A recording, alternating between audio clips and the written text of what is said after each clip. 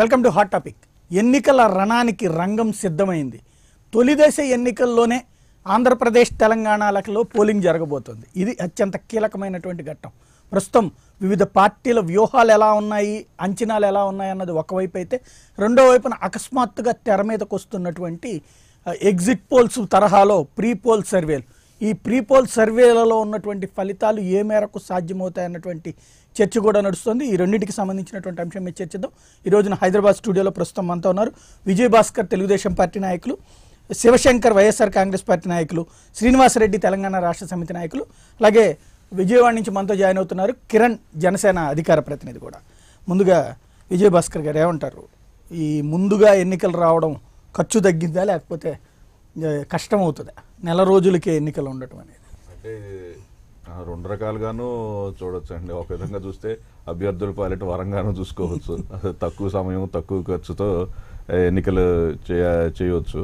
అదేవిధంగా హఠాత్తుగా ఎన్నికలు కూడా హఠాత్తుగా కూడా అనలేములేండి, మొదటి నుంచి ఎక్స్పెక్ట్ చేస్తుంది.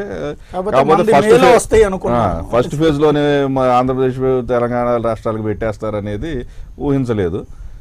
కానీ దానివల్ల ఏంటంటే ప్రిపేర్డ్గా ఉన్న పార్టీలకు ఇబ్బంది లేకపోవచ్చు, కానీ కొంచెం క్యాండిడేట్ సెలక్షన్స్ వీటిలో ఓట్లు తగ్గుతాయేమో ఆంధ్రప్రదేశ్లో. దొంగ ఓట్లు అనేది తగ్గటం అనేది చాలా కష్టం లేదు సార్. ప్రతిసారి మనకు కనబడేది ఏంటంటే తెలంగాణలో అయిపోయిన తర్వాత ఆంధ్రాకి సంబంధించిన డ్యూయల్ ఓట్స్ ఉన్నాయి చాలా. అంటే గతంలో ఉమ్మడి రాష్ట్రంగా ఉంది కాబట్టి 294 అట్లా కాదు. ఈవెన్ మొన్న ఎన్నికల సందర్భంలో కూడా, అంటే కార్పొరేషన్ ఎన్నికల టైంలో కానీ ఇట్లాంటప్పుడు అక్కడికి వస్తున్నారు, ఇక్కడ ఓట్లు అది జరుగుతూ ఉంది. ఎందుకంటే గతంలో ఉమ్మడి రాష్ట్రంగా ఉన్నప్పుడు ఇక్కడ నమోదైన ఓటర్లు 2014 రాష్ట్ర విభజనప్పుడు అక్కడ కావాలనుకుని అక్కడ నమోదైన ఓటర్లు ఉన్నారు. అసలు ఈసీ కూడా ఈసారి ఆ ఉద్దేశంతోనే రెండు రాష్ట్రాలకు ఒకే టైంలో పెట్టడం కూడా మంచి పరిణామం. ఎందుకంటే ఎన్నికల్లో ఒక ఓటు ఎక్కడుంటే అక్కడో, లేకపోతే వాళ్ళ ఓటు ఎక్కడుంటే అక్కడ వేయటమే కరెక్ట్ పద్ధతి కూడా. సో ఆ విధంగా చూస్తే ఎన్నికల కమిషన్ రెండు రాష్ట్రాలకి ఒకే డేట్ ఒక సమస్య ఉంటుందేమో తెలుగుదేశం వైసీపీకి కూడా. ఇక్కడ ఉన్నటువంటి మీ పార్టీలకు సంబంధించినటువంటి సింపథైజర్స్ అక్కడి నుంచి ఇక్కడికి వచ్చి సెటిల్ అయినటువంటి వాళ్ళు మామూలు టైంలో అయితే ఇక్కడ ఓట్లు వేసుకుంటారు, అక్కడ లేదు. ఇప్పుడు ఒకేసారి రావడం వలన మీ పార్టీల సింపథైజర్స్, ఈవెన్ జనసేనకైనా అదే సమస్య అవుతుంది. సింపథైజర్స్ ఎక్కడ ఓటేయాలో అక్కడ ఓటేయాలో డిసైడ్ చేసుకోవాలి. అప్పుడు అక్కడ ఓటేయడానికి రెడీ అయితే వైసీపీ అంటే ఇక్కడ పోటీ చేయట్లేదు కాబట్టి షుగర్ మీకు ఇక్కడ ఓట్లకి తగ్గేటువంటి ప్రమాదం ఉంటుంది కదా. ఖచ్చితంగా అండి. ఆల్రెడీ ఇప్పుడు ఆధార్ లింకేజ్ చేయడం వల్ల చాలా చోట్ల ఒక ఓటే మిగులుతుంది. అది పర్ఫెక్ట్గా ఇంప్లిమెంట్ చేస్తే మొత్తం దేశవ్యాప్తంగా ఎవరికైనా ఒక చోట ఒక ఓటే మిగులుతుంది. రెండు ఓట్లు ఉండటం కూడా ప్రజాస్వామ్య సూత్రానికి విరుద్ధంగా కాబట్టి దాన్ని అది పెద్ద సమస్యగా ఏమి తీసుకోకూడదు. ఓటర్ కూడా ఏంటంటే తన నిర్ణయాన్ని పక్కాగా నిర్ణయించుకోగలుగుతాడు, నేను ఎక్కడ ఓటు వేయాలి అనేది. ఒక విధంగా అది మంచి పరిణామం. శ్రీనివాసరెడ్డి గారు ఏమంటారు? తెలంగాణ రాష్ట్ర సమితికి ఒక సంతోషం అనుకుంటా, కొంచెం వ్యతిరేక ఓట్లు తగ్గించుకోవడానికి అవకాశం వచ్చింది. ఏంటంటే అంటే 5 years ఒకసారి వచ్చే ఎలక్షన్లో భాగంగానే వచ్చినాయి. స్పెషల్గా ముందుగా తెలివిగా ముందస్తు ఎన్నికలకి వెళ్ళడం వల్ల ఆ క్రైసిస్ని తగ్గించుకోగలిగిన. ఇప్పుడు తెలంగాణ రాష్ట్ర ప్రభుత్వం కేసీఆర్ గారు అంటే ఆయన ఆలోచన విధానాన్ని బట్టి ముందుగా ఒక 6 months ముందే కదా, దానివల్ల మీకు పెద్ద సమస్య సాల్వ్ చేసుకున్నారు కదా.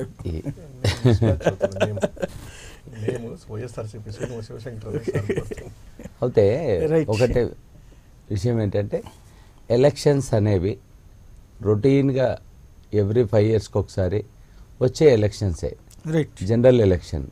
అంటే భారతదేశం మొత్తంలో కూడా గతంలో అనుకున్నట్టుగా ఒకేసారి ఎలక్షన్ జరగాలని ఒక పద్ధతి తీసుకురావాలని అనుకున్నారు. కానీ అది కనుక తీసుకొని వస్తే మీరు చెప్పినట్టుగా ఇక్కడ ఓటుండి అక్కడ ఓటేసి అక్కడ నుంచి మళ్ళీ ఇక్కడ ఓటేసి, అంటే ఓటు అనేది ఒకే వ్యక్తికి ఒకే చోట ఉండాలి. కాబట్టి యువత కూడా ఎక్కడో ఒక దగ్గర ఓటేసే విధానాన్ని తీసుకురావాలి. ఇంకా కూడా మన దగ్గర ఇంత కమ్యూనికేషన్స్ ఇంత టెక్నాలజీ పెరిగినా కూడా ఇంకా ఎక్కడో ఒక దగ్గర లోపాలు జరుగుతూ ఉన్నాయి. అలాంటివి జరగకుండా ఎంతో టెక్నాలజీ వచ్చింది మనకి. ఎంతో ఐరిస్ తీసుకున్నారు, ఫింగర్ ప్రింట్స్ తీసుకున్నారు. గతంలో వయో విద్య అని చెప్పేసి అందరు సంతకాలు చేయాలని చెప్పి ఫింగర్ ప్రింట్స్ తీసేసి వయోజన విద్య కోసం ఊర్లలోకి వెళ్ళి ఇళ్లలో అంటే గుడిసెలలో కూడా కూర్చోబెట్టేసి చదువు నేర్పించారు. కానీ ఇప్పుడు మళ్ళీ ఎక్కడికి వచ్చినాం మనము?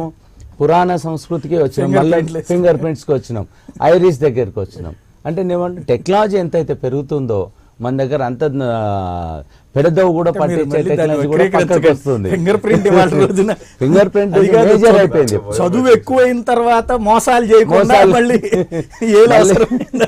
కాబట్టి నేనేమంటున్నా అంటే ఇక్కడ ఎలక్షన్ అయినా ఎక్కడ ఎలక్షన్ అయినా ఆంధ్రప్రదేశ్లో కానీ తెలంగాణలో కానీ భారతదేశంలో మొత్తానికి ఎక్కడ ఎలక్షన్ అయినా కూడా ఒకే వ్యక్తి ఒకే ఎక్కడైనా ఒకే చోట ఎక్కడైనా వేసుకునే విధానాన్ని తీసుకురావాలి.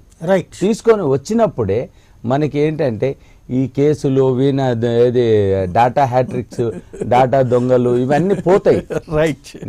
కాబట్టి దీంట్లో ఇంకొకటి ఏంటంటే ఈ ప్రచారము రాను ఏమవుతుందని అంటే ఏ పార్టీ అయినా ప్రచార ఖర్చులు పెరుగుతున్నాయి.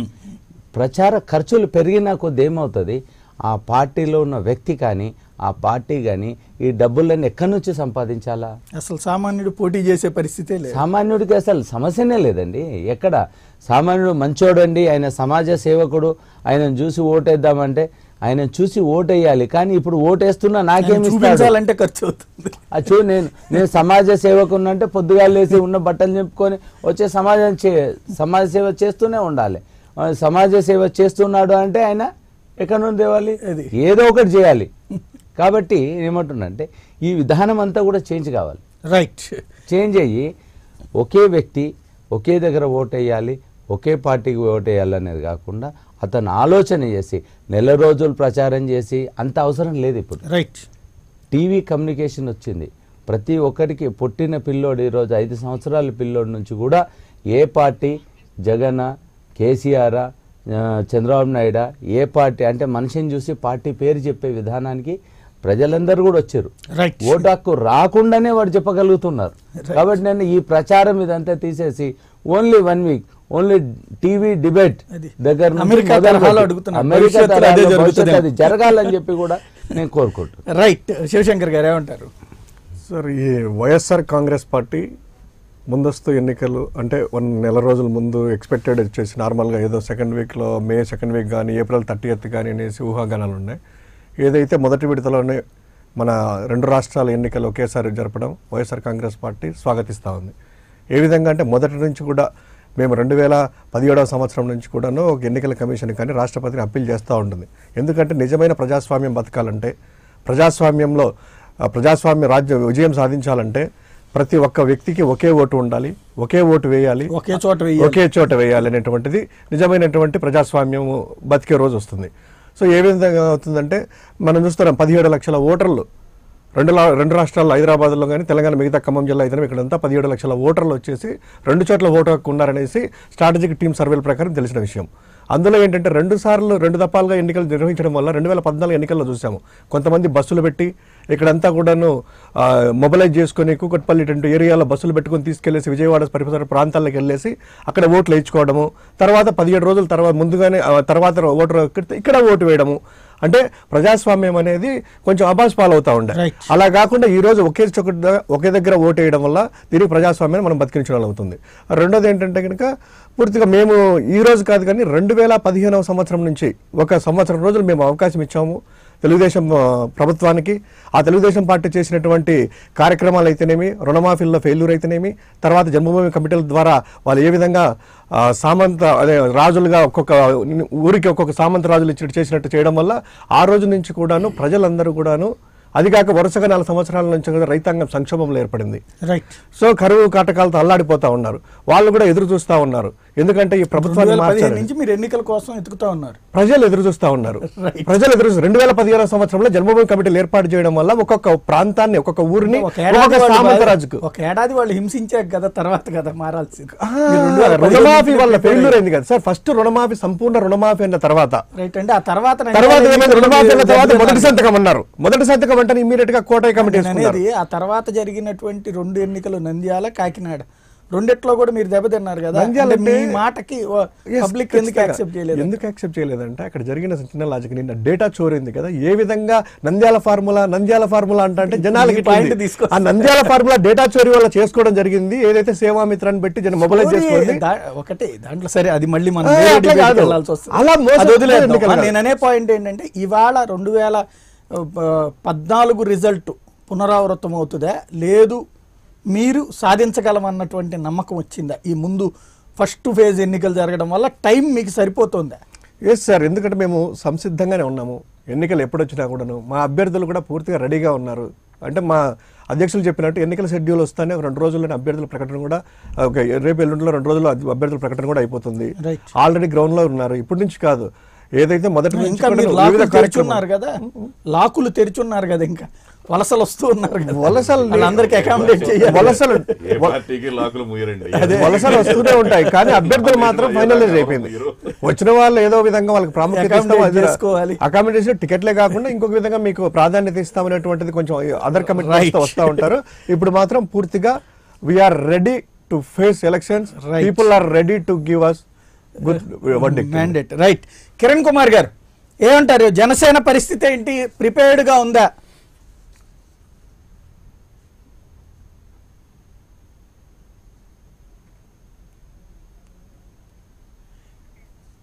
రైట్. కిరణ్ గారు నా మాట వినపడుతుందా? రైట్, ఒక్కసారి మళ్ళీ కాల్ చేద్దాం.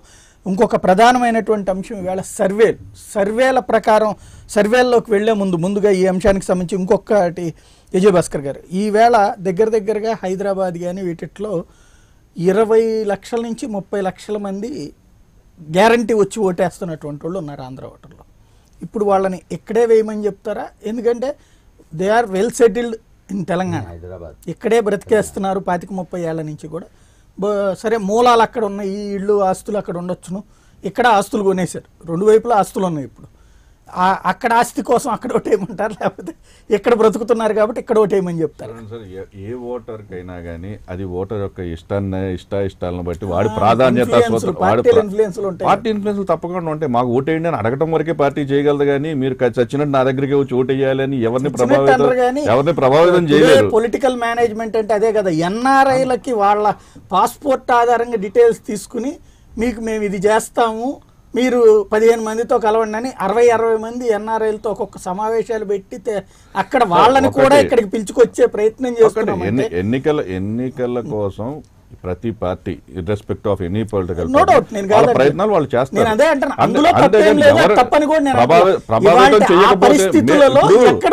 చెప్తారు వాళ్ళకి అంటున్నా.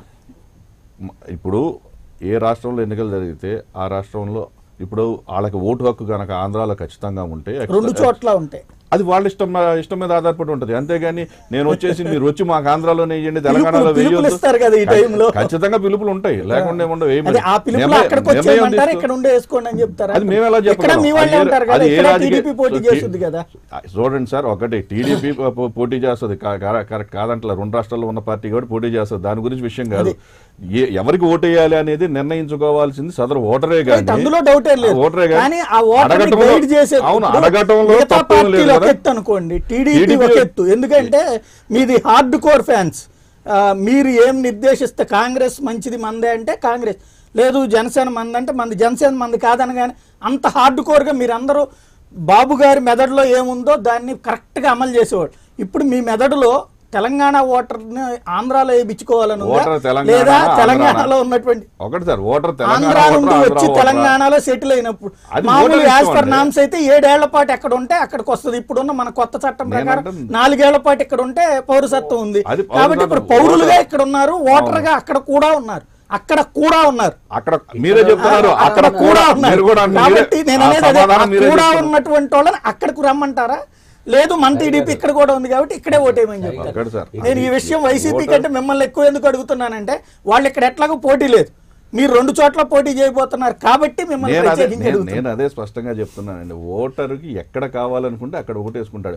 ఓటర్ని కలిసి మాకు ఓటేయండి, మా సింపథైజర్స్ కైనా ఎవరికైనా మాకు ఓటేయండి అని అడగటం వరకే ఏ ప్రధాన పార్టీలైనా చేయగలుగుతాయో కానీ నువ్వు ఖచ్చితంగా ఇక్కడికి వచ్చి ఇక్కడే వెయ్యి అని చెప్పినా కానీ వాళ్ళు వినరు. ఎందుకు వినరు అంటే వాళ్ళు ఎక్కడ బెటర్గా ఉంటుంది అనుకుంటారు, ఎక్కడ వాళ్ళ ఈ ఫుల్ఫిల్ అవుతాయి అనుకుంటారు, దానికి తగ్గట్టుగా ఓటేస్తారే కానీ కానీ ఎన్నికలు రాజకీయం అంటే మనం ఓటర్లను కలవటం, ఓటర్లనే కదా ప్రజలను కలిసి రకరకాల ప్రయత్నాలు, ఫోన్లు అన్ని రకాలుగానే చేస్తారు. అసలు ఇది ఈ రోజు కొత్త కాదు కదా. ఉమ్మడి రాష్ట్రంలో ఉన్నప్పుడు పంచాయతీ ఎన్నికల దగ్గర నుంచి ప్రతి అక్కడి నుంచి ఇక్కడికి వచ్చి సెటిల్ అయిన వాళ్ళని మళ్ళీ ఇక్కడి నుంచి అక్కడికి ఎన్నికల రోజు తీసుకెళ్ళడం, ఓటింగ్ చేయడం ఈ రోజు కొత్తగా వచ్చింది కాదు. 2014 రోజు జరిగింది. ఎవరైనా irrespective of any political party అట్టించి తెచ్చుకోవడానికి కుదరట్లేదు. టీఆర్ఎస్ కేవలం దీనికి పరిమితమైన పార్టీ కాబట్టి దాని గురించి మనం మాట్లాడటానికి లేదు. ఇటీవల కాలంలో ఉద్యోగులు కొంతమంది అటు వచ్చారు కాబట్టి వాళ్ళు ఇప్పుడు రావాలా? అది ఎట్లయినా కానీ ఎవరికి ఎక్కడ ఓటు వేయాలి అనుకుంటారో అక్కడే ఓటేసుకోగలరు ఫైనల్ గా. రైట్. ఇప్పుడు ఫస్ట్ ఎలక్షన్ కమిషనర్ గారికి ధన్యవాదాలు చెప్పాలి. అంటే 2 రాష్ట్రాలకు ఒకే డేట్ లో ఎలక్షన్ పెట్టడం జరిగింది. ఎటో తేల్చుకోండి మీరు. మీరు ఎక్కడ వాళ్ళు యాక్చువల్ ఏంటంటే ఒకే వ్యక్తికి ఒకే ఓటు ఉండాలి, ఎక్కడో ఒకే చోట ఉండాలి. చిన్న సబ్మిషన్ అండి సార్ చెప్పిన దానికి. మీరు ఎక్కడి వారు అనేది ప్రమాదకరమైన వ్యాఖ్య. అదే చెప్పబోతున్నా. ఇక్కడ 2 రాష్ట్రాలు తెలంగాణ ఆంధ్ర అనే విడిపోయిన తర్వాత చాలా పరిణామాలలో చాలా విషయాలన్నీ బయటకు వచ్చినాయి. వీటన్నిటికీ మనం పోకుండా ఈ ఎలక్షన్ వరకు వస్తే నువ్వు ఏపీలో వెళ్ళి అక్కడ టీడీపీ పార్టీకి ఓటేస్తావా, వైసీపీకి ఓటేసుకుంటావా, లేకుంటే నీవు జనసేన పార్టీకి ఓటేసుకుంటావా, తెలంగాణలో టీఆర్ఎస్ పార్టీకి ఓటేస్తావా, తెలంగాణలో మళ్ళీ టీడీపీ పార్టీకి ఓటేస్తావా, తెలంగాణలో బీజేపీకి వేస్తావా, తెలంగాణలో కాంగ్రెస్ వేస్తావా? అంటే ఈ సందిగ్ధం అనేది ఎలక్షన్ కమిషన్ ఓటర్ను సందిగ్ధంలో పడేశారు. రైట్, తెలుసుకోమని చెప్పి తెలుసుకోవాలి. అంటే ఇప్పుడు అయితే అతను కూడా ఓటు అనేది నీకు ఎక్కడ కావాలో నిర్ణయించుకో. రైట్.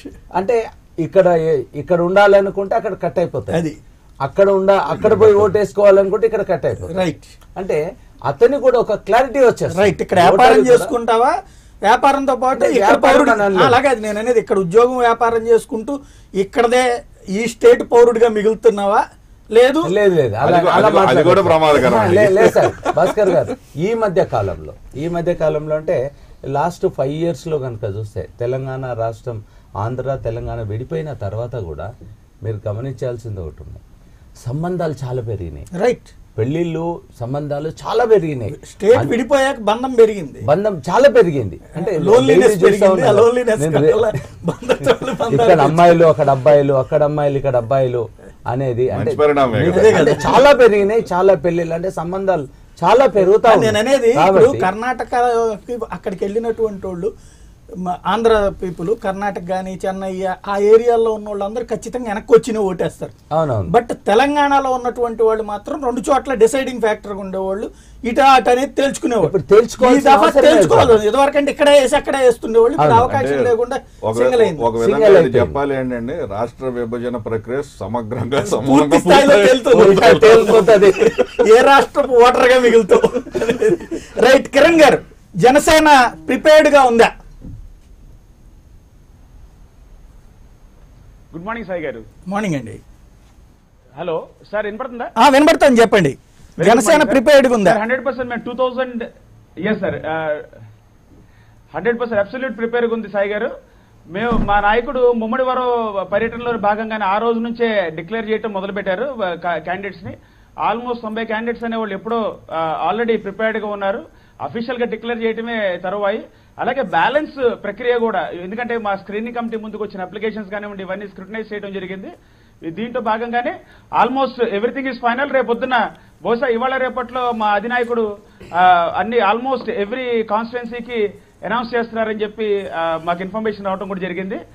తప్పకుండా రానున్న ఎలక్షన్స్ అనేవి ఒక మంచి మార్పుతో కూడిన దిశగా పయనిస్తుందని చెప్పుకోవచ్చు. అది నువ్వు నెక్స్ట్ 30 days లో ఎలక్షన్స్ ఉండటం అనేది నిజంగా చాలా ఆనందదాయకంగా ఉంది సాయి గారు. వాస్తవానికి కోట్ల రూపాయలు గుమ్మరించి ప్రజాస్వామ్యాన్ని ధనస్వామ్యంగా మార్చిన ప్రస్తుత రాజకీయ పార్టీలకి చెంపపెట్టులాగా ఈ రోజున చాలా షార్ట్ టర్మ్ లో బెనిఫిట్ కదా ఎలక్షన్స్ ని డిక్లేర్ చేయడం అనేది ₹1 కోటి మిగుల్చుకుంటారు సాయి గారు. ఒకటి వీళ్ళకి షార్ట్ స్పాన్ లో వీళ్ళు చేయాల్సిన కుయుక్తులు ఏవైతే ఉన్నాయో Right. ఈ ధనస్వామ్యంలో డబ్బులు పెట్టి ఒక పద్ధతి ప్రకారం వీళ్ళని ఓటర్లని అలాగే ఓటర్లని ప్రభావితం చేసే కొంతమంది ఎవరైతే స్థానిక నాయకుల్ని ఈ కొనే ప్రక్రియ ఏదైతే ఉందో వీటికి సరైన సమయం మీరు ఆశపడుతున్నారండి కిరణ్ గారు, మీరు మార్పు గురించి ఆశిస్తున్నారు కానీ మీరు ఆశపడుతున్నారు. అవి ఆల్రెడీ అయిపోయినాయి బార్గెనింగ్స్. ఓన్లీ ఇప్పుడు ఫైనల్లో వచ్చేదల్లా రోజువారీగా ఒక నియోజకవర్గంలో బూతులకు అయ్యేటువంటి ఖర్చుల్ని తగ్గించుకుంటారు అంతే. బూతులకి సాధారణంగా ఇప్పుడు ప్రతి ఏరియాలో కూడా మా సందుకు ఒక ఆఫీసు, మా సందుకు ఒక ఆఫీసు అని చెప్పి అయ్యే ఖర్చు, తర్వాత వీళ్ళ వెనకాల తిప్పుకుని ఒక 500-1000 మంది కార్యకర్తలు ఉంటారు, వాళ్ళందరికీ భోజనాలు, మందు, గిందు అన్ని కలిపితే అయ్యో 1,00,00,000-1,50,00,000 రూపాయలు ఖర్చు అవుతాయి. అవి మిగులుతాయి. అంతకు మించి మిగతా ఖర్చు అన్ని తప్పదు. అది తప్పదు. ముఖ్యమైనది ఏంటంటే సాయి గారు ఒకటే చూడండి, వీళ్ళ ఆత్రం అనేది ఏ స్థాయికి వెళ్ళిపోయింది అంటానికి ఒక చిన్న ఉదాహరణ చెప్తాను సాయి గారు. నేను చూసినట్టయితే రాష్ట్ర ప్రభుత్వం కేవలం నిన్న ఒక్కరోజు ఆదివారం పూట 50 పైగా జీవోలను రిలీజ్ చేసిన ఒక విషయాన్ని మనం గమనించవచ్చు. అలాగే ఎలక్షన్ కమిషన్ నోటిఫికేషన్ రేపు 18వ తారీఖు నోటిఫికేషన్ రిలీజ్ చేస్తున్నామని అనౌన్స్ చేసిన మరుక్షణం చంద్రబాబు నాయుడు గారు సుదీర్ఘ భాషను ఇచ్చారు. మేము అది చేస్తాం, ఇది చేస్తాం రాష్ట్రానికి. అంటే ఇది ఎలాగైపోయిందంటే ఏదో సినిమాలో చెప్తారు చూసారా, వెల్ ప్రిపేర్డ్ గా ఉండాలండి, అది తప్పదు. లేకపోతే మీరు సర్వనాశనం అయిపోతారు. అది తప్పదు. సాయి గారు ఎలా అయిపోయిందండి పరిస్థితి?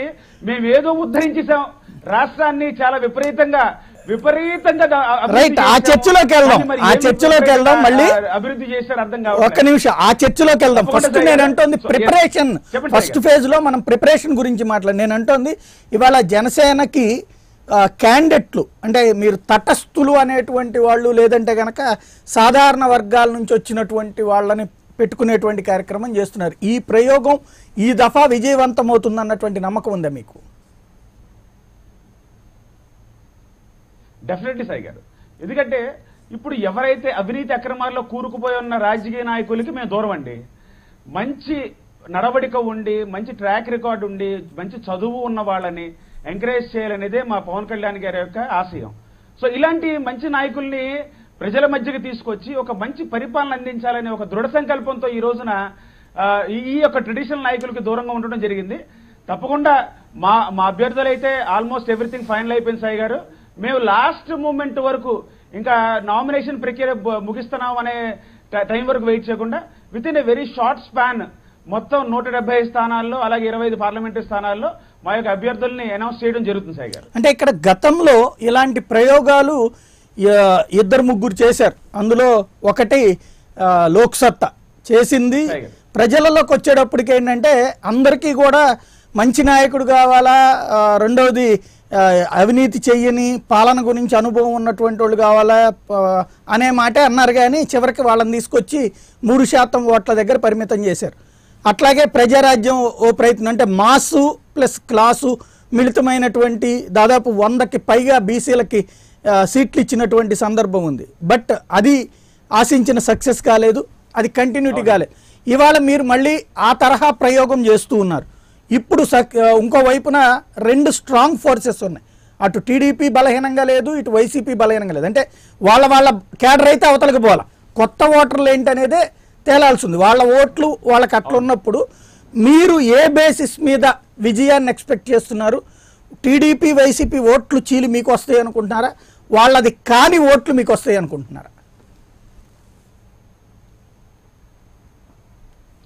సాయి గారు 2 కంపారిజన్స్ చెప్తాను సాయి గారు, లోక్ సత్తాకి అలాగే పిఆర్పి. నేను మళ్ళీ చెప్తున్నాను, పిఆర్పి ఒక ట్రెడిషనల్ 24%, 24% షేర్ ఎక్స్పెక్ట్ చేసిన తరుణంలో 2 అగ్రవర్ణాలకు సంబంధించిన వాళ్ళు కలిసి కుయుక్తులు పన్ని పిఆర్పిని కుదుళ్ల నుంచి వేళ్ల నుంచి నరుక్కుంటూ ఒక స్ట్రాటజీ ప్రకారం కోవర్టులు పెట్టి నాశనం చేసుకుంటూ ప్రజల్లో ఒక నెగటివ్ ఇన్ఫర్మేషన్ ని పాస్ చేస్తూ పిఆర్పి మీద దాన్ని నరుక్కుంటూ ఒక పొలిటికల్ స్ట్రాటజీని ఉపయోగించి దాన్ని డ్యామేజ్ చేసుకుంటూ వచ్చారు సాయి గారు. కానీ ఆ రోజున ఈవెన్ మీడియా కూడా సపోర్ట్ చేయలేదు. మీడియా సాయి గారు సీట్లు అమ్ముకున్నారు, ఇంకోటి అన్నారు. కానీ డైలీ రొటీన్ యాక్టివిటీగా నడిచేదే వీళ్ళ టీడీపీలో కానివ్వండి, వైఎస్ఆర్లో కానివ్వండి, ఈ సీట్లు అమ్ముకునే భాగవతం. కోట్ల రూపాయలు అమ్ముకునే భాగవతం అనేది మనం చూస్తూనే ఉన్నాం. కానీ అలాంటి దాన్ని ఒక మెయిన్ ఎజెండాగా పెట్టి ఎన్నో విపరీతంగా పీఆర్పీని డ్యామేజ్ చేయడం జరిగింది. కానీ సాయి గారు దానికి భిన్నంగా ఈ రోజున జనసేనలో మాకు మీడియా సపోర్ట్ లేకపోయినా సరే ఈరోజు సోషల్ మీడియా సపోర్ట్ తో ఒక సిన్సియర్ జర్నలిస్ట్ యొక్క జెన్యూనిటీతో ఈ రోజున జనసేన అనేది ఒక ప్రజల్లోకి దూసుకుపోతుంది. సాయి గారు ఇంకొక విషయం అండి, లోక్సభతో కంపేర్ చేస్తే నో డౌట్ ఆయన వచ్చిన ఎజెండా చాలా మంచి ఎజెండాతో వచ్చారు జయప్రకాష్ నారాయణ గారు.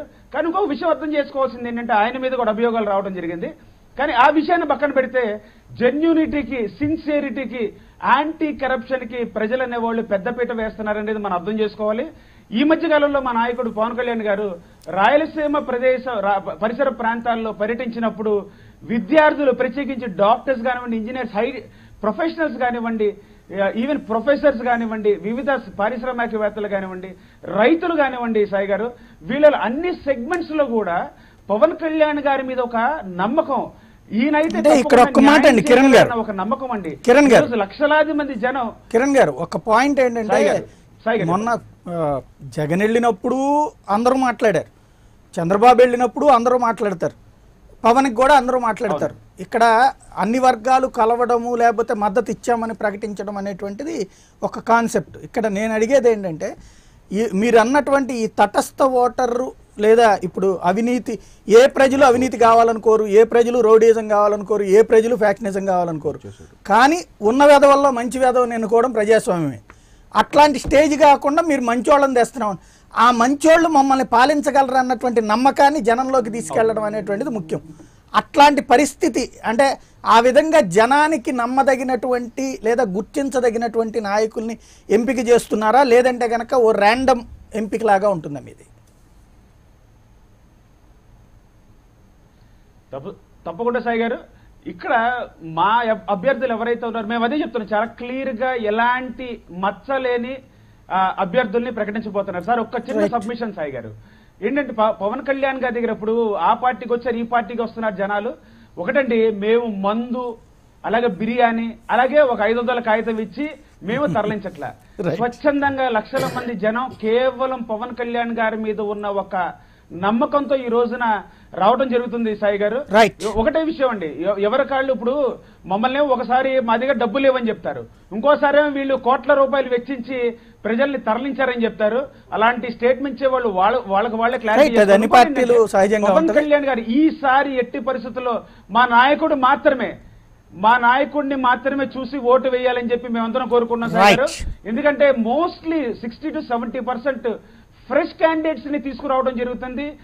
వాళ్ళని పవన్ కళ్యాణ్ గారు కంపల్సరీ తీర్చిదిద్దుతారు, ప్రజలకి సేవ చేసే మార్గంలోనే వాళ్ళని తీసుకెళ్తారని చెప్పి, అవినీతి అక్రమాలకి దూరం ఉంచుతారని చెప్పి మేము ఈ విధంగా సందర్భంగా తెలియజేస్తాం. రైట్, ఒక్కసారి పబ్లిక్ రెస్పాన్స్ ఈ అంశాన్ని సమీక్షిద్దాం, తర్వాత రెండో అంశంలోకి వెళ్దాం. గంగరాజు శ్రీకాకుళం నుంచి ఫోన్ లైన్ లో ఉన్నారు. గంగరాజు గారు చెప్పండి.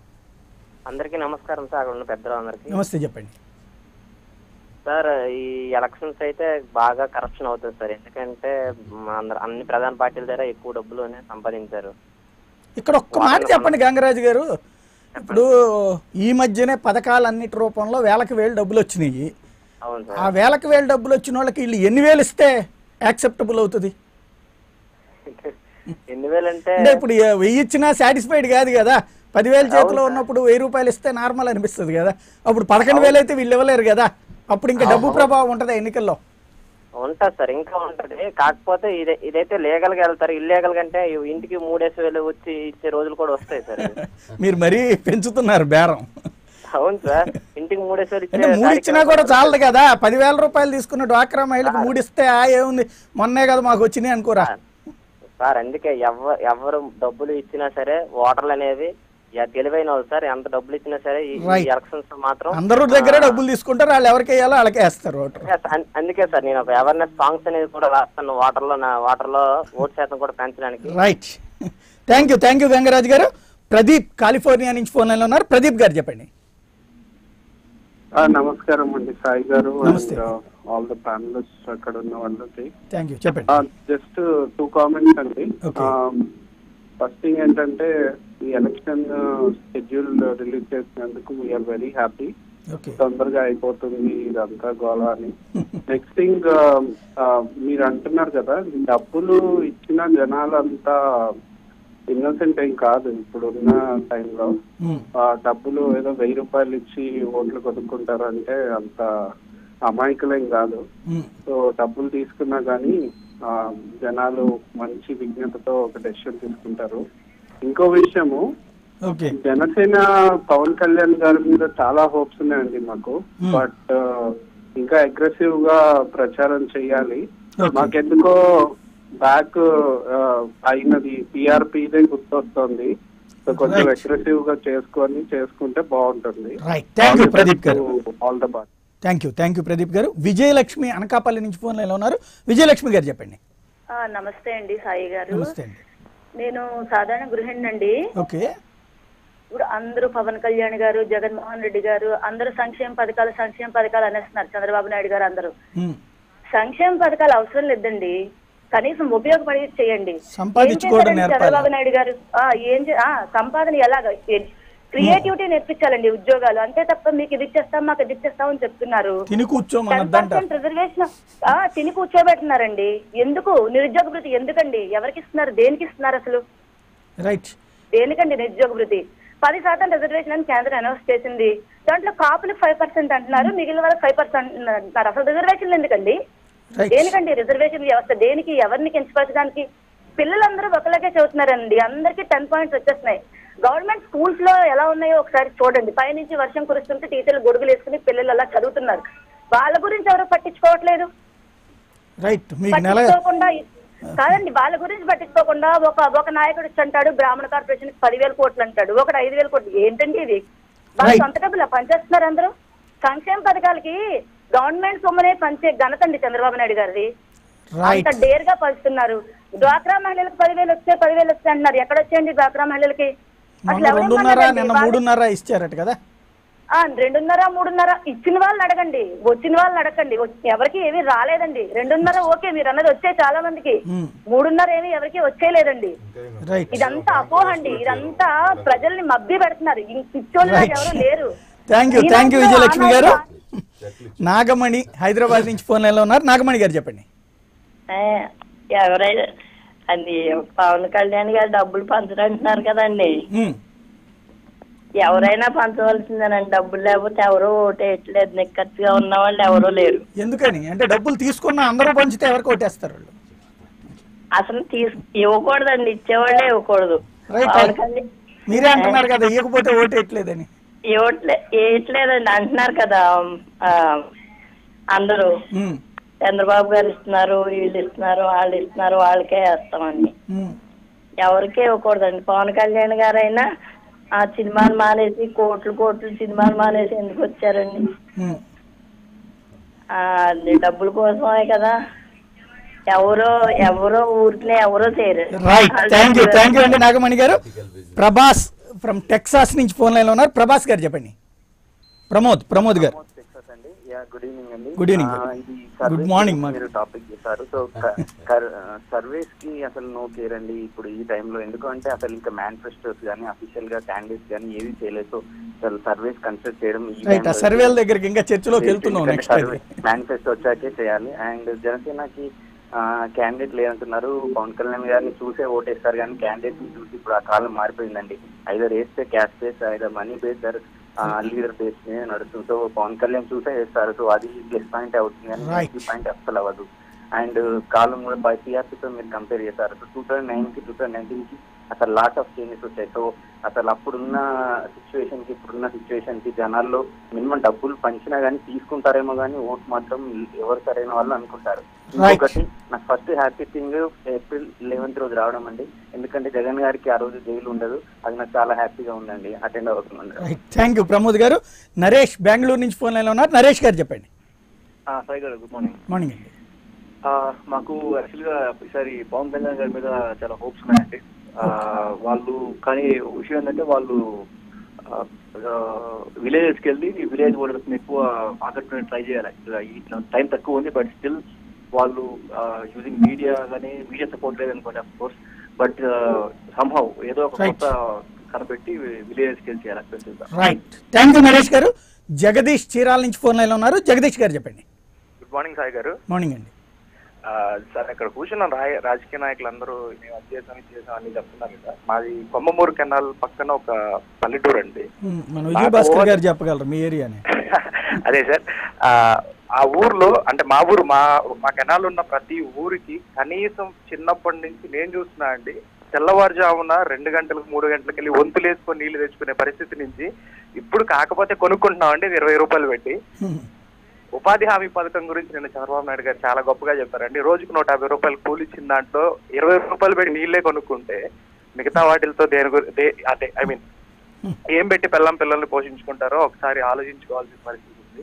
రైట్.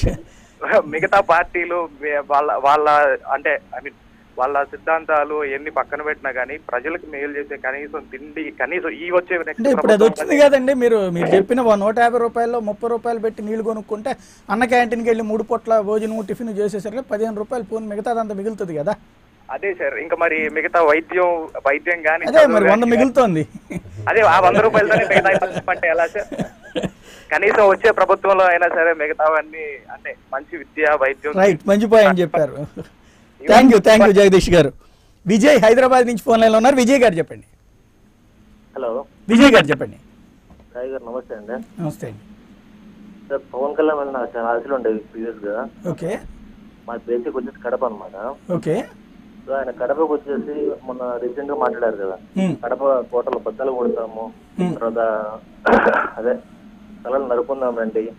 సో ఇలాంటి మాటలు విన్న తర్వాత ఆయన మీద ఇంప్రెషన్ నాకైతే తగ్గిందండి బేసిక్ గా. రైట్. నాకెందుకు ఆయన ప్రీవియస్ గా వాళ్ళ అన్న మాదిరి అవుతారని చెప్పి అనిపిస్తుంది. రైట్, థ్యాంక్ యూ విజయ్ గారు. భాస్కర్ రావు విశాఖపట్నం నుంచి ఫోన్ లైన్లో ఉన్నారు. భాస్కర్ రావు గారు చెప్పండి. గుడ్ మార్నింగ్ సాయి గారు. మార్నింగ్ అండి. అక్కడ ఉన్న పెద్దలందరికీ నమస్కారాలు. నమస్తే, చెప్పండి సార్. మేమంటే ఇప్పుడు జగన్ పైన ఎక్కువగా నమ్మకం పెట్టుకున్నాం సార్. ఓకే. ఎందుకంటే చంద్రబాబు నాయుడు వ్యతిరేక రావడం కారణం రాజ్యాంగ పరంగా అమలు కాని హామీలు ఇచ్చారు సార్ అప్పుడు 2014లో. రైట్. నేను యాక్చువల్లీ నేను బీసీ సార్, కానీ కాపులకి సపోర్ట్ గా మాట్లాడతాను కాదు. 5% రిజర్వేషన్ అని అప్పుడు చెప్పారు కదా హామీ, అది రాజ్యాంగ పరంగా అమలు కాదని సుప్రీంకోర్టు కూడా చెప్తుంది. రైట్. కానీ అలాంటి హామీలు ఇవ్వడం వల్ల ప్రజలు వ్యతిరేకతగా గురవుతున్నారు సార్. చాలా మంది నాయకులు, చాలా మంది రాజకీయ నాయకులు మొత్తం. రైట్. అలాంటి హామీలు ఇవ్వకుండా రాజ్యాంగం ఆచరణ యోగ్యమైన ఏమంటారు? రైట్. థ్యాంక్ యూ భాస్కర్ గారు. ఇక మరొక ప్రధానమైనటువంటి అంశం, అటు ఎన్నికల నోటిఫికేషన్ వచ్చిందో లేదో, ఇటు మాధ్యమాలలో ప్రీపోల్ సర్వేలు పెద్ద ఎత్తున ప్రొజెక్ట్ అయినాయి. అందులో రిపబ్లిక్ టీవీకి సంబంధించినటువంటి సర్వేలోనేమో తెలుగుదేశం పార్టీ పుంజుకుంది, సీట్లు పెరిగినాయి అనేటువంటిది. అంతకుముందు 3-4 అన్నటువంటి దగ్గర నుంచి దాదాపుగా 14 స్థానాలు టీడీపీకి వస్తుంటే 11 స్థానాలు వైసీపీకి వస్తున్నాయి అన్నటువంటి అంచనాలు వేసింది. అదే సందర్భంలో ఇండియా టీవీ వచ్చేటప్పటికి 23 స్థానాలు వైఎస్ఆర్ కాంగ్రెస్ పార్టీకి, 2 స్థానాలు తెలుగుదేశం పార్టీకి అన్నటువంటి లెక్కలు కట్టినటువంటి పరిస్థితి ఉంది. సాధారణంగా సామీప్యత అనేటువంటిది ఒక 2, 3, 4 తేడాలు ఉంటాయి. అట్లా కాకుండా కంప్లీట్ రివర్స్ ఫినామినా చూపెడుతున్నటువంటి పరిస్థితి. జాతీయ సర్వేలు ఆంధ్రప్రదేశ్ రాజకీయాలకి లేదా తెలంగాణ రాజకీయాలకు కూడా అదే విధమైనటువంటి లెక్కలు కట్టినటువంటి పరిస్థితి. నిజంగా ఈ సర్వేలు అనేటువంటిది వాస్తవికతకి దగ్గరగా ఉన్నాయా, లేదంటే కనుక ఊహాజనిత లోకంలో ప్రజల్ని విహరింపజేసి ప్రజల మెదళ్ల మీద ప్రభావం చూపెట్టేటువంటి ప్రయత్నం చేస్తున్నాయి? ఈ అంశానికి సంబంధించినటువంటి చర్చలోకి వెళ్దాం. ఏమంటారు విజయభాస్కర్ గారు? జాతీయ ఛానల్స్ కానివ్వండి, జాతీయ పత్రికలు చేసే సర్వేల్లో ఈనాడు కూడా వాళ్ళు దక్షిణ భారతదేశాన్ని సరిగ్గా అవగాహన చేసుకున్నట్టుగా నాకైతే అనిపించదు ఏ రోజు కూడా. ఎందుకంటే చాలా సంవత్సరాల నుంచి వాళ్ళ సర్వేలు ఎప్పుడు ప్రతి రాష్ట్రంలోనూ, ముఖ్యంగా మన దక్షిణ భారతదేశంలో 4 రాష్ట్రాల్లో ప్రతిసారి తప్పుతూనే ఉంటాయి.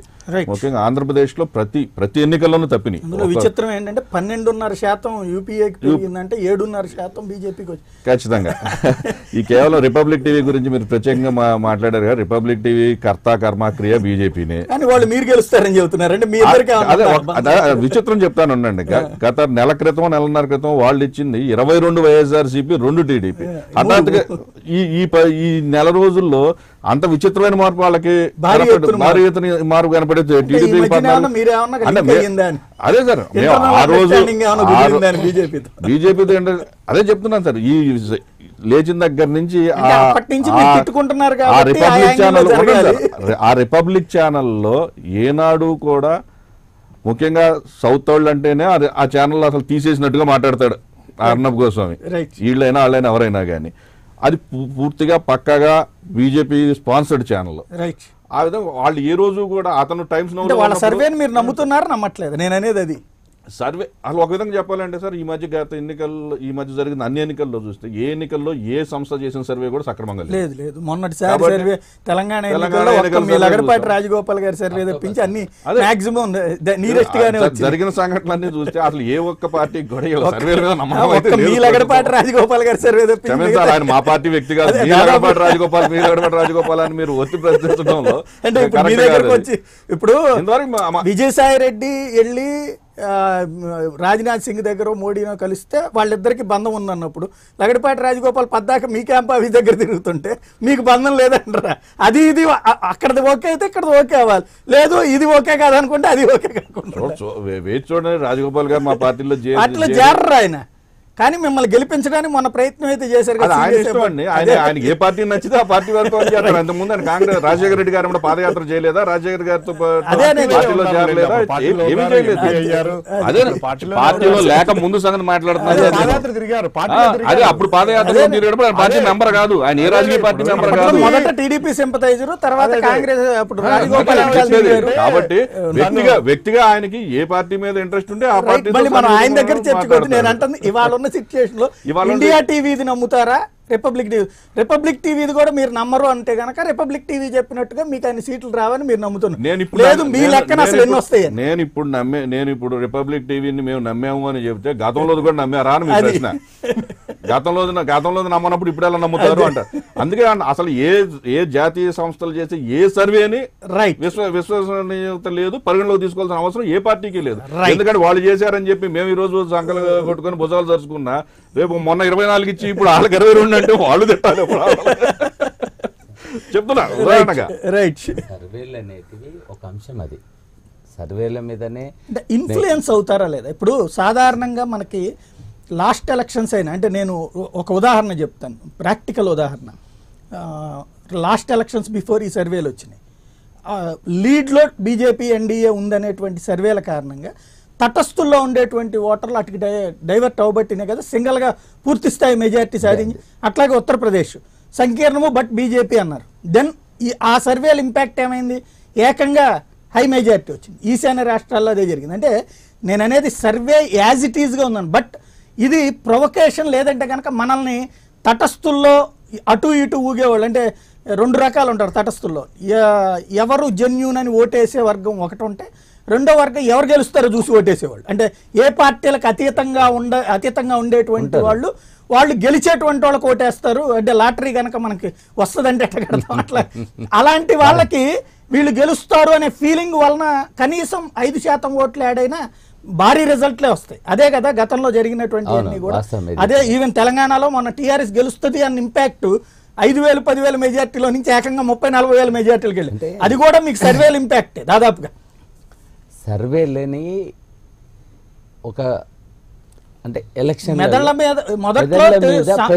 అభిప్రాయ సేకరణ, అభిప్రాయాన్ని రుద్దడం అవుతుంది, రుద్దేస్తారు కదా. ఇప్పుడు లాస్ట్ 2009 నుంచి కూడా సర్వేలు అంటే ఏ పార్టీ అయినా వాళ్ళ వ్యక్తుల మీద సర్వేలు చేపించుకుంటుంది.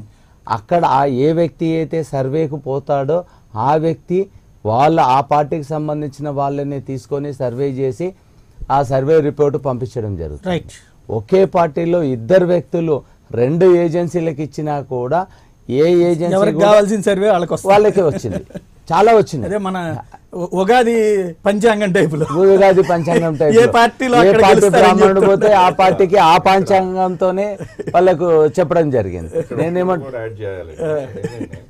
ఈ సర్వే సంస్థలు ఎలా తయారయ్యాయంటే, ఇప్పుడు సార్ అన్నట్టుగా 2 సంస్థలకు ఇచ్చారనుకోండి, వాడంత ఇచ్చాడు వీడంత ఇచ్చింది, నేనంత ఇచ్చాను, నేను తక్కువ ఇస్తే నన్ను తిడతారేమో, నేను కూడా ఎందుకు కొంచెం ఇద్దాం ఈ పద్ధతిలో నడుస్తున్నాయి. కాన్స్టిట్యున్సీకి 10 లక్షలు ఓన్లీ సర్వేనే, అతను చేసేది ఏం లేదు. సర్వే పేరిట 10 లక్షల రూపాయలు విన్నారా? అంటే నేనేమంటున్నా, సర్వే సంస్థలు కూడా జెన్యూనిటీగా చేయట్లేదు. వాళ్ళు పొలిటికలైజ్ పార్టీ పరంగా చేస్తున్నారు, ప్లస్ క్యాండిడేట్ పరంగా కూడా డబ్బులు తీసుకొని చేస్తున్నారు. ప్లస్ ఇంకా ఒకటి అక్కడ ఏంటంటే లీకేజీలు ఉన్నాయి. ఆడ వీళ్ళు ఏం చేస్తారే, నీ మీద సర్వేకి వస్తున్నాము అని అంటే వాడేదో కొంచెం అంటే సర్వేలని తప్పు పట్టట్లే, సర్వేలని అవసరం.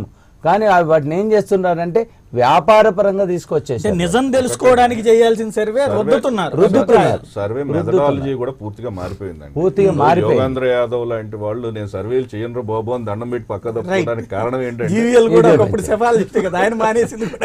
ఈ సర్వేలు దెబ్బతింటంతో జెన్యున్ గా చేసే యోగేంద్ర యాదవ్ లాంటి వాళ్ళకి కూడా చెడ్డ పేరు వస్తుంది. నాకెందుకు సర్వే సర్వేల వల్ల లాభం కూడా ఉంది అక్కడ, పార్టీలకి లాభం కూడా ఉంది. ప్రజాస్వామ్యాన్ని ఒక వైపుకి తెస్తున్నారు, తేవాలి కదా, తెస్తేనే కదా విన్నే. మీడియా హౌస్లన్నీ ఎటో ఒక దారి చూసుకున్నాయి కాబట్టి ఏదో ఒక సర్వేలు కూడా అదే దారిలో నడుస్తుంది. శివశంకర్ గారు ఏమంటారు? ఒకటే సార్, వైఎస్ఆర్ కాంగ్రెస్ పార్టీ ఏ సర్వేలు వచ్చినా కూడా పొంగిపోవడం కానీ కుంగిపోవడం కానీ జరగదని మొదటి నుంచి చెప్తాను. ఎందుకంటే సర్వేలు అనేది కాకుండా ప్రజలు నమ్ముకున్నాం కాబట్టి ప్రజల తీర్పు సర్వేలు అనేది సహజం. ఎందుకంటే ఈ పక్కన థర్డ్ పార్టీ సర్వేలు కాదు, పార్టీ ఇంటర్నల్ గా సర్వేలు అంటే ఎలా ఉంది, మూడ్ ఆఫ్ ది పీపుల్ ఏంటి, మన పథకాల మీద ఏంటి, వాళ్ళ పథకాల మీద ఇంపాక్ట్ ఏంది, మన క్యాండిడేట్ మీద ఎలా ఉంది, ఇంకా ఏమైనా ఇంప్రూవ్మెంట్ అనేది ఉంటది. ఈ రోజు పరిస్థితి ఏంటంటే irrespect of any political party, ఏ పొలిటికల్ పార్టీలు కూడా ఈ సర్వే సంస్థలని తమ సొంత సర్వేలు నమ్ముకుంటున్నాయే కానీ ఈ సర్వే సంస్థలు ఇచ్చే అంకెలు మాత్రం నమ్మట్లేదు. మనం అన్నట్టు ఈ మన సీ ఓటర్ సర్వే తీసుకుంటే డిఫరెంట్ ఉదాహరణకి మొన్న చూసాము తెలంగాణ ఎన్నికల్లో ఏం చెప్పారంటే ప్రముఖంగా 64 కాంగ్రెస్ టీడీపీ మహాకూటమి వస్తుందని, 42 టీఆర్ఎస్ వస్తుందని, బీజేపీ 9 వస్తాయి, 5 వస్తాయని, అదర్స్ 9 అని చెప్పారు. సో ఏది పోల్ తర్వాత పోస్ట్ పోల్ తర్వాత ప్రీ పోల్ తర్వాత అదే రిపబ్లిక్ సర్వే ఏదైనా కూడా మనం చెప్పడానికి వాళ్ళ జెన్యూనిటీ ఎంత అనేది చెప్పడానికి ఇలా జరిగింది. తర్వాత వచ్చేసి మీరు అన్నారు ఇన్ఫ్లుయెన్సర్ అంటే ఎస్ ఇట్ వాజ్. అప్పట్లో ఏంటంటే కనుక సర్వేల మీద నమ్మకం ఉండేసి ప్రజలు న్యూట్రల్ ఓట్లు ఏంటంటే ప్రజలంతా ఈ పక్కున్నారు కాబట్టి మన ఓటు వేస్ట్ కాకూడదు, ఎందుకంటే పరీక్షలో తమ రాసినట్టు ఉత్తీర్ణులు కావాలనేటువంటి మనస్తత్వం ఉంటుంది జనాల్లో. నా ఓటు వేస్తే గెలిస్తే వాడు పాస్ అయినట్టు ఫీల్ అవుతారు న్యూట్రల్ ఓట్లు, ఫెయిల్ అయితే ఇట్లా అవుతుంది. సో ఆ విధంగా ఏంటంటే ఇన్ఫ్లుయెన్స్ అయ్యేవాళ్ళు. ఎప్పుడైతే రీసెంట్ ఇవి జరుగుతున్నాయో, ఉదాహరణ లగడపాటి లాంటి వాళ్ళు ఉన్నారు, మన ఎన్నికల్లో ఏం చెప్పారు, నా సర్వేలు అనేసి కొంచెం క్రెడిబిలిటీ ఫస్ట్లో తెచ్చుకొని ఆ జనాల మీద ఇన్ఫ్లుయెన్స్ చేయడానికి ఇక్కడికి వచ్చేసి ప్రెస్ మీట్లు పెట్టి వీళ్ళు గెలుస్తారు, మహాకూటమి గెలుస్తుంది, అది గెలుస్తుంది ఇన్ఫ్లుయెన్స్ చేయడానికి శతవిధాల ప్రయత్నం చేశారు. అంటే ఆ సర్వే క్రెడిబిలిటీ కూడా పూర్తిగా సర్వేలను బేస్ చేసుకుని జనం పూర్తిగా మారరు పూర్తిగా. ఈ సర్వే లగడపాటి రాజగోపాల్ క్రెడిబిలిటీ ఉండే, నిన్నేముంది ఆ అవకాశాన్ని తీసుకొని ఇన్ఫ్లుయెన్స్ చేద్దాం, నా క్రెడిబిలిటీని ఇది చేసుకుని ఇన్ఫ్లుయెన్స్ చేద్దాము, బాబు గారిని తెద్దాము, కాంగ్రెస్ తెద్దాం అనేటువంటి ప్రయత్నాలు చేస్తే చెప్పింది సర్వే సన్యాసం ఈ ట్రిప్ అని అదే పూర్తిగా ఏమైంది ఇప్పుడు కనీసం అంటే సర్వేల మీద కూడా క్రెడిబిలిటీ జనాలకు అంతో ఇంతో నమ్మేటువంటి రాజకీయ పార్టీలు ప్రజలు కూడా అంత అయిపోద్దని నమ్మం. జాతకం అంతా చెప్పిన తర్వాత ఇదిగో ఈ రాయి పెట్టుకుని ఉంగరం పెట్టుకుంటే ఎంత కూడా కాస్త ఆలోచన సరే ఉంగరం పెట్టుకుని ఏమో జరుగుతుందేమో అనేటువంటి ఒక పర్సెప్షన్ అనేది క్రియేట్ చేయడం జరుగుతుంది. అన్ని చెప్పేసి కింద కండిషన్ అప్లై అట్లాగా ఇది ఏమీ లేదండి, సర్వే లేదు, పూర్తిగా ప్రజల మీద నమ్మకం మాకుంది, ప్రజలు మాతో ఉన్నారు, ఎందుకంటే ప్రజలు విసిగి వేశారు కాబట్టి ఎదురు చూస్తా ఉన్నారు. మీరు దాని మీద నమ్మకంతో ఉన్నారు. ప్రజల మీద నమ్మకంతో. పోస్ట్ పోల్ సర్వేలే సక్రమంగా రావట్లేదు, ఇంకా ప్రీ పోల్ సర్వేలు వస్తాయని ఆశించడమే. ప్రీ పోల్ సర్వే ఇన్ఫ్లుయెన్స్ చేయడానికి పోస్ట్ పోల్ సర్వే వచ్చాడు కొద్దిగా అన్నా 10% అన్నా. అంటే జనం కూడా ఎలా ఉన్నారు అంటే ఎవరికి ఓటేసి వచ్చామంటే మీరు అడుగుతున్న సర్వే కోసం ఉద్దేశాన్ని బట్టి వాళ్ళు తెలివి మీరిపోయారు. ఒకప్పుడు ఎగ్జిట్ పోల్ సర్వేకి కాస్త కూస్త ఇట్లా వేసారు కావాలని అనుకునే వాళ్ళు, కానీ ఈ రోజు ఎగ్జిట్ పోల్ సర్వేలు కూడా తప్పులు వస్తున్నాయి. మన బీహార్ రైట్, ఈవెన్ మధ్యప్రదేశ్ వాటిలో కాస్త దగ్గరగానే రాజస్థాన్ మరీ దారుణంగా ఇచ్చారు, 46 బీజేపీకి ఇచ్చి Rajasthan neck to neck stage తీసుకొచ్చారు. ఈ నేషనల్ ఛానల్స్ వాళ్ళ రిపోర్టర్స్ కానివ్వండి కానీ వాళ్ళు కేవలం అక్కడికి పరిమితమైన వ్యక్తులు. ఇక్కడ మనకు చేయాల్సి వచ్చేసరికి ఫోన్లలో తీసుకున్న 10 మంది మాట్లాడుకొని లేదా ఇక్కడ ఉండే రిపోర్టర్ తో అక్కడ పరిస్థితి ఏంటంటే వీడి సొంత ఈవెన్ ఈ సీ ఓటర్ రిపబ్లిక్ టీవీ కూడాను రాజస్థాన్ అంటే మన జరిగినటువంటి 5 రాష్ట్ర ఎన్నికల్లో రాజస్థాన్ లో ఎలా ఇచ్చారంటే 46 బీజేపీకి వస్తాయని ఇచ్చారు, 46 బీజేపీ, కానీ వచ్చేసి నెక్ టు నెక్ జరిగింది అక్కడ. రైట్, ఒక్కసారి కిరణ్ గారు, జనసేన ఏమనుకుంటుంది ఇందులో ప్రధానమైనటువంటి బాధితులు మీరే అనుకుంటా, ఎందుకంటే అన్ని సర్వేల్లో మిమ్మల్ని పక్కన పెడుతున్నటువంటి పరిస్థితి ఉంది, గతంలో అదే విధంగా జరిగినటువంటి సందర్భాలు ఉన్నాయి, ఫైనల్గా అవి రాజకీయాల్ని మార్చేసినటువంటి పరిస్థితి కూడా ఉంది అప్పట్లో సర్వేలు, కానీ ఇప్పటికి కూడా అదే తరహా సర్వేలు నడుస్తున్నాయి. ఆ సర్వేల్లో అయితే జనసేనని చాలా లైట్గా చూపెడుతున్నటువంటి పరిస్థితి ఉంది. అది మీ మీద ఇంపాక్ట్ చూపెడుతుందా లేదా దాన్ని పట్టించుకోకుండా ముందుకెళ్ళగలుగుతారా? సాయి గారు, ఇవాళ సర్వే రిపోర్ట్స్ చూసినట్టయితే దీనికి నువ్వు రాబోయే రిజల్ట్ కి ఎలాంటి పొంతన ఉండదండి. దానికి ఒక చిన్న ఎగ్జాంపుల్ చెప్తాను మీకు. వీళ్ళు ఇప్పుడు ఈ సర్వేల్లో ఎవరైనా సరే, మేము ఆల్రెడీ ఒక 4-5 months నుంచే మేము చెప్తున్నామండి, ఎప్పుడైతే ఎవరైనా జనసేనకు ఓటు వేస్తామన్నారో వాళ్ళ ఓట్లు తీసేసిన ఒక ఉదాహరణ మేము గుంటూరు జిల్లాలోని చూపించాం, గుంటూరు సిటీలోని చూపించాం. ఈ రోజున అందరూ గగ్గోలు పెడుతున్నారు, మా ఓట్లు తీసేస్తున్నారు, అది చేస్తున్నారు. కానీ ఈ ప్రాక్టీస్ అనేది ఒక 5 months బ్యాకే స్టార్ట్ అయింది సాయి గారు.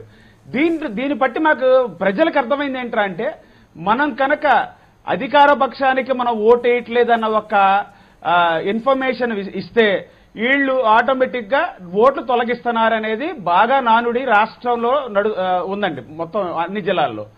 ఇక్కడ ఇంకో విషయం ఏంటంటే సాయి గారు, రిజల్ట్ అయితే ఏదైతే సర్వే రిపోర్ట్స్ ఉన్నాయో, సర్వే రిపోర్ట్స్ అనేవి అసలు సంబంధం లేని ఇష్యూస్. ఇంకోటి రాజగోపాల్ గారు ఇందాక చెప్తున్నారు మన వక్తలు, రాజగోపాల్ గారు సర్వే వాళ్ళ స్ట్రాటజీ ఎలా ఉంటుందో చెప్తారంటే, టీడీపీకి సంబంధం లేదన్నారు టీడీపీ నాయకులు వారు. ఈయన కనుక టీడీపీ వాళ్ళతో సంబంధం లేదనుకుంటే ఒకసారి ఒక చిన్న ఎగ్జాంపుల్ చెప్తారు. 2014లో 30 తారీఖున ఓటింగ్ ఎలక్షన్స్ జరుగుతుంటే ఈయన 29 morning press meet call for చేసి టీడీపీ 106 సీట్లతో గవర్నమెంట్ ఫామ్ చేస్తుందని అనౌన్స్ చేయడానికి కారణం తెలుసు ఆయనకి. కేవలం ఒకటే ఏంటంటే, మీరు ఇందాక చెప్తున్న విధంగా తటస్థులు ఎవరైతే ఉన్నారో వాళ్ళని ప్రభావితం చేసి ఆ ఓటింగ్ తీసుకోవడానికి. సాయి గారు ఒక మాట, 2014లో వాస్తవానికి సర్వే రిపోర్ట్లు ఇచ్చింది ఏంటంటే వైఎస్ఆర్ కాంగ్రెస్ గవర్నమెంట్ ఫామ్ చేస్తుందని కదా వచ్చింది. అలాంటి దానికి భిన్నంగా రాజగోపాల్ గారు ఏం చేశారు, 1 day before 24 hours before silent hours లో టీడీపీ గవర్నమెంట్ ఫామ్ చేస్తుందని చెప్పడంలోనే ఆంతర్యం ఏంటి, వాళ్ళ రాజకీయం ఏంటో చెప్పనండి, ఆ స్ట్రాటజీ ఏంటో చెప్పనండి. రెండోది, జనసేనకి ఎంత బలం ఉన్నదానికన్నా ఒక చిన్న ఎగ్జాంపుల్ చెప్తా సాయి గారు. ఈ రోజు ప్రతి ఒక్కరు ఉన్నారంటే అసలు మాకు బలమే లేదంటారు. నెగిటివ్స్ వచ్చేటప్పటికి ఏమైనా కామెంట్ చేయాలన్నప్పుడు పీఆర్పీతో కంపేర్ చేస్తారు. పీఆర్పీ అలా చేసింది, జనసేన ఎందుకు ఇలా చేయదని. సరే, అందుకనే దాన్ని దృష్టిలో పెట్టుకునే ఒక విషయం చెప్తున్నా. లాస్ట్ టైము టీడీపీకి పోలైంది 95 లక్షల ఓట్లండి, వైఎస్ఆర్ కాంగ్రెస్ కి పోలైంది 90 లక్షలు. ఈ రెండిట్ల కంపారిజన్ చూసుకుందాం. ఈ రెండిట్లో వీళ్ళు ఏమనుకుంటారంటే, ఎవరి ఓట్లు వాళ్ళే, మావే, పవన్ వల్ల మాకేం రాలేదని టీడీపీ వాళ్ళు అంటారు, మా స్టాండర్డ్ ఓటింగ్ మాకుందని వైఎస్ఆర్ వాళ్ళు అంటారు. సరే, ఈ రోజు 2014లో ఒక పాయింట్ తీసుకుందాం సాయి గారు. 2014లో 2009లో 2014లోనే పీఆర్పీకి 2009లో పీఆర్పీకి 70 లక్షల ఓట్లు వచ్చినాయి. 13 జిల్లాల్లో చెప్తున్నాను సాయి గారు, నేను మొత్తం టోటల్ ఉమ్మడి రాష్ట్రంలో చెప్పట్ల. కేవలం 13 జిల్లాల్లో 70 లక్షల ఓట్లు పీఆర్పీకి పోలేని. ఏ సందర్భం అండి, ఆ రోజు రాజశేఖర రెడ్డి గారు మేనియా నడుస్తుంది, ఆరోగ్యశ్రీ కానివ్వండి, ఆయన ఇచ్చిన పథకాలే కానివ్వండి. దానికి తోడు తెలుగుదేశం వారు పన్నిన కుయుక్తులు పీఆర్పీ మీద ఎన్ని లేని అభాండాలు సృష్టించి గందరగోళం చేసి దానికి మీడియా సపోర్ట్ తీసుకొని ఎన్ని రకాలుగా కుదిరితే అన్ని రకాలుగా నాశనం చేయడానికి ప్రయత్నం చేసిన సందర్భంలో 70 లక్షల ఓట్లు 13 జిల్లాల్లో పడి ఈ రోజున టీడీపీ వైఎస్ఆర్ వాళ్ళ విజ్ఞతగా వదిలేస్తున్నారు. లక్షల ఓట్లు వస్తాయి. ఈ రోజున కంపారిజన్ చెప్తున్నారు సర్వేలకు సంబంధించిన 1,95,00,000 ఓటింగ్ పడింది. ఇంకో 10% ఓట్లు పెరుగుతాయి, నో డౌట్. కానీ దీంట్లో వీళ్ళకి ఎన్ని ఓట్లు వస్తున్నాయి?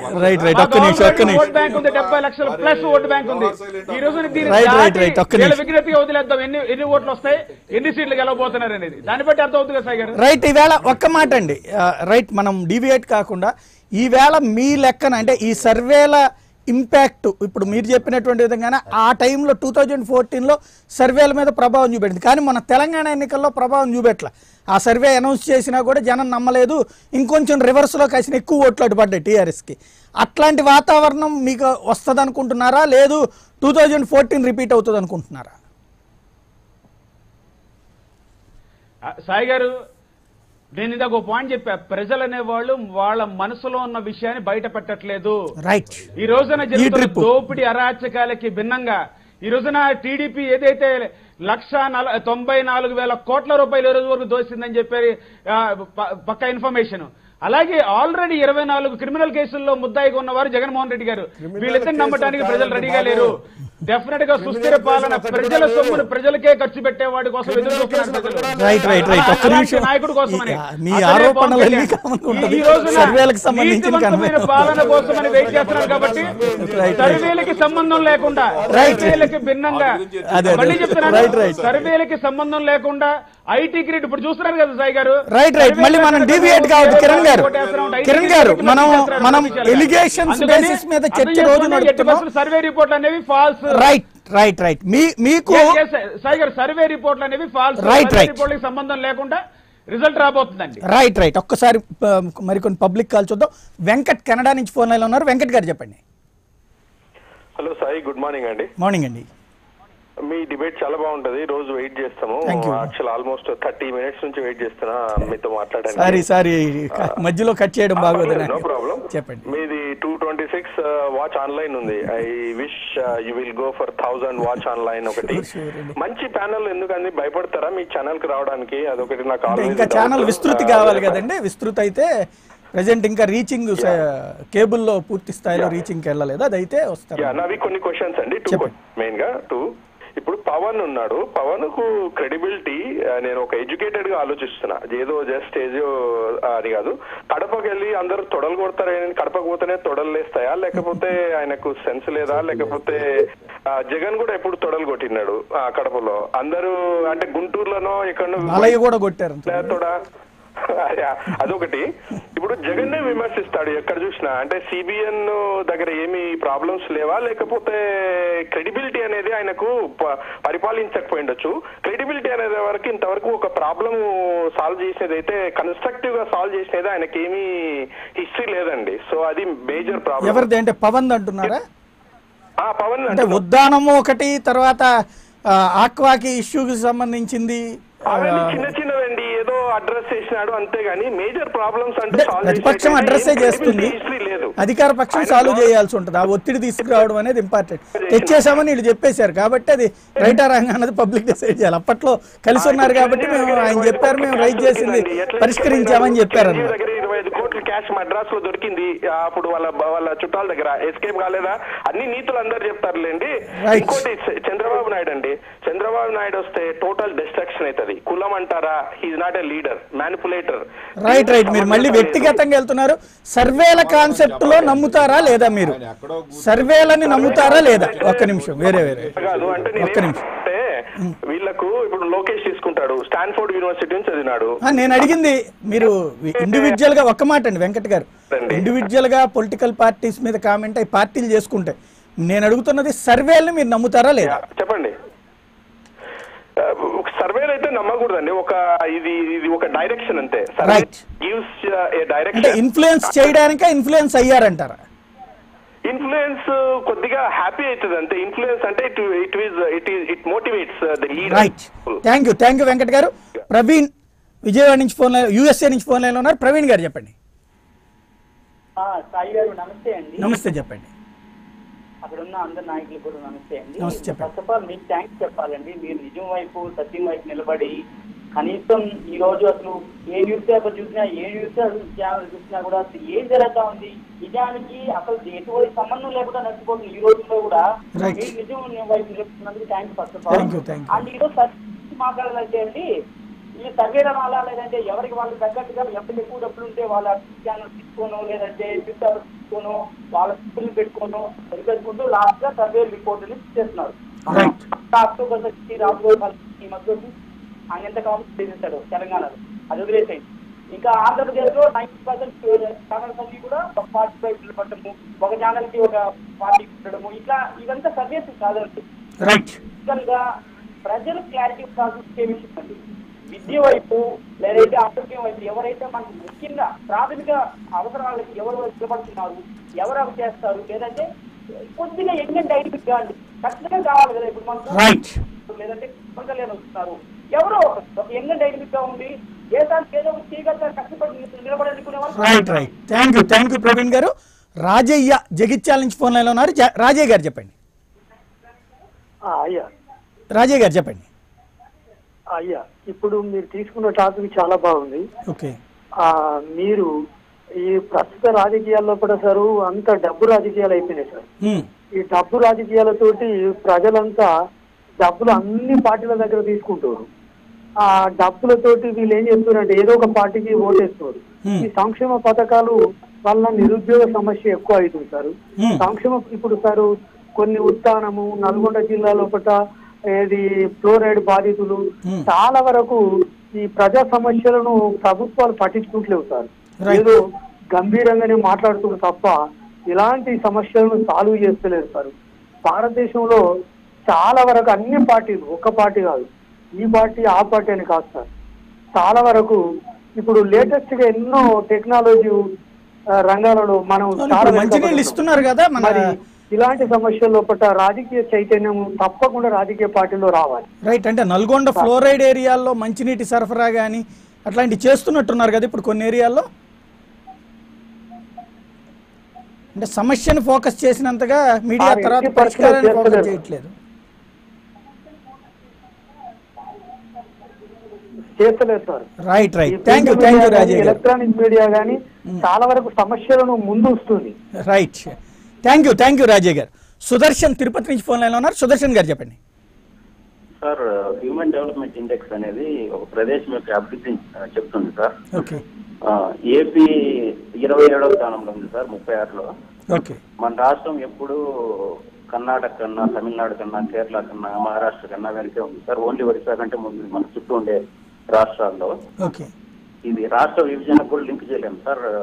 రాష్ట్ర విభజన జరిగిన తర్వాత కూడా తెలంగాణ మనకంటే ఒక 4 స్థానాలు ముందు పోయిందంటే అది వెనకే ఉంది, మనము వెనకే ఉన్నాము. సో రాజశేఖర రెడ్డి గారు కానీ, ఎన్టీఆర్ గారు కానీ, చంద్రబాబు గారు కానీ అందరూ ఫెయిల్ అయిపోయారు సార్. నెక్స్ట్ నాది కడపే సార్, నేను రెడ్డినే.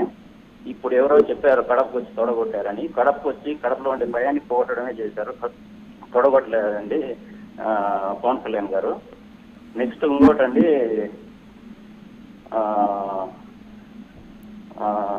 అంతే అండి. థ్యాంక్ యూ సుదర్శన్ రెడ్డి గారు. భాస్కర్ రావు అంబర్పేట నుంచి ఫోన్ లైన్లో ఉన్నారు. భాస్కర్ రావు గారు చెప్పండి. అంబారుపేట. ఓకే, చెప్పండి భాస్కర్ రావు గారు. భాస్కర్ రావు చెప్పండి. హలో భాస్కర్ రావు గారు చెప్పండి. చెప్పమంటారా? లైవ్ లో ఉన్నారు మీరు, మాట్లాడండి. సార్ నమస్కారం సార్. నమస్తే భాస్కర్ రావు గారు చెప్పండి. సార్, ఈ సర్వేలన్నీ కూడాను ఎవరిని నమ్మటానికి లేదు. వాళ్ళు ఓన్లీ స్ప్రే చేస్తారనమాట. స్ప్రే చేసేసి న్యూట్రల్ గా ఉన్న వాళ్ళని కన్ఫ్యూజన్ లో పెట్టేసేసి వాళ్ళకి ఎవరికి అనుకూలంగా ఉంటారో, ఎవరు ఇన్ఫ్లుయెన్స్ చేయాలనుకుంటే వాళ్ళకి ఫేవర్ గా చేస్తారే తప్ప ఈ సర్వేలండి నేను అడుగుతున్నాను, ఎవరైనా సరే అంశాల వారీగా, హలో చెప్పండి, అంశాల వారీగా ఎవరైనా సర్వే చేస్తున్నారా? వాళ్ళు అంశాల వారీగానే చేస్తారని కాకపోతే అలాగే పాజిటివ్ గా తిరుగుతున్నాను. అసలు డ్రైనేజ్ సిస్టమ్ సరిగ్గా లేదు. రైట్. వాళ్ళకి రావాల్సిన సహాయం ఎవరైతే ప్రామిస్ చేశారో అవి అందట్లేదు. భాస్కర్ గారు ఒక్క మాట, నా డౌట్, మీరు ఓటేసేటప్పుడు నా రోడ్డు సరిగ్గా వేయలేదు, నా కాలువ సరిగ్గా లేదు, నాకు మంచినీళ్లు సరిగ్గా లేవు అని ఓటేస్తున్నారా, లేదంటే నాయకుడిని చూసి ఓటేస్తున్నారా? మేము మార్పు కోసం ఓటేస్తున్నామండి ఈసారి. మార్పు కోసం. క్రిందటిసారి ఎవరికేసారు? మార్పు కోసం. క్రిందటిసారి ఎవరికేసారు మార్పు కోసం? అప్పట్లో ఈ సమస్యలు చూసేసారా ఓట్లు? ఈ సమస్యలు ఈ లీడర్ అయితే పరిష్కరిస్తారని గ్రామీణ ప్రాంతంలో ఉన్న ప్రజలు ఎవరు పట్టించుకుని దిక్కేలేదు. మీరు మళ్ళీ మామూలుగా చెప్తున్నారు, రొటీన్ గా అందరితో పాటే చెప్తున్నారు. నేను అడిగిన సూటి పాయింట్ ఏంటంటే, ఇప్పుడు మీరు సమస్యల్ని చూసి ఈ సమస్యని పరిష్కరించే వాళ్ళకి ఓటేస్తాను అని మీరు అనుకుంటే అప్పుడు పార్టీలు సమస్యలను పరిష్కరిస్తాయి. అలా కాకుండా నేతని చూసి ఓటేస్తాం, నేను ఎన్నుకునే నేత ఏదైనా పరిష్కరించేస్తాడన్నారు అనుకోండి, ఈ సమస్య అట్లాగే ఉంటుంది. నేత అధికారంలోకి వస్తాడు, మళ్ళీ 4 రోజుల తర్వాత ఆయన మీద అసంతృప్తి వస్తే ఇంకో నేత వస్తాడు.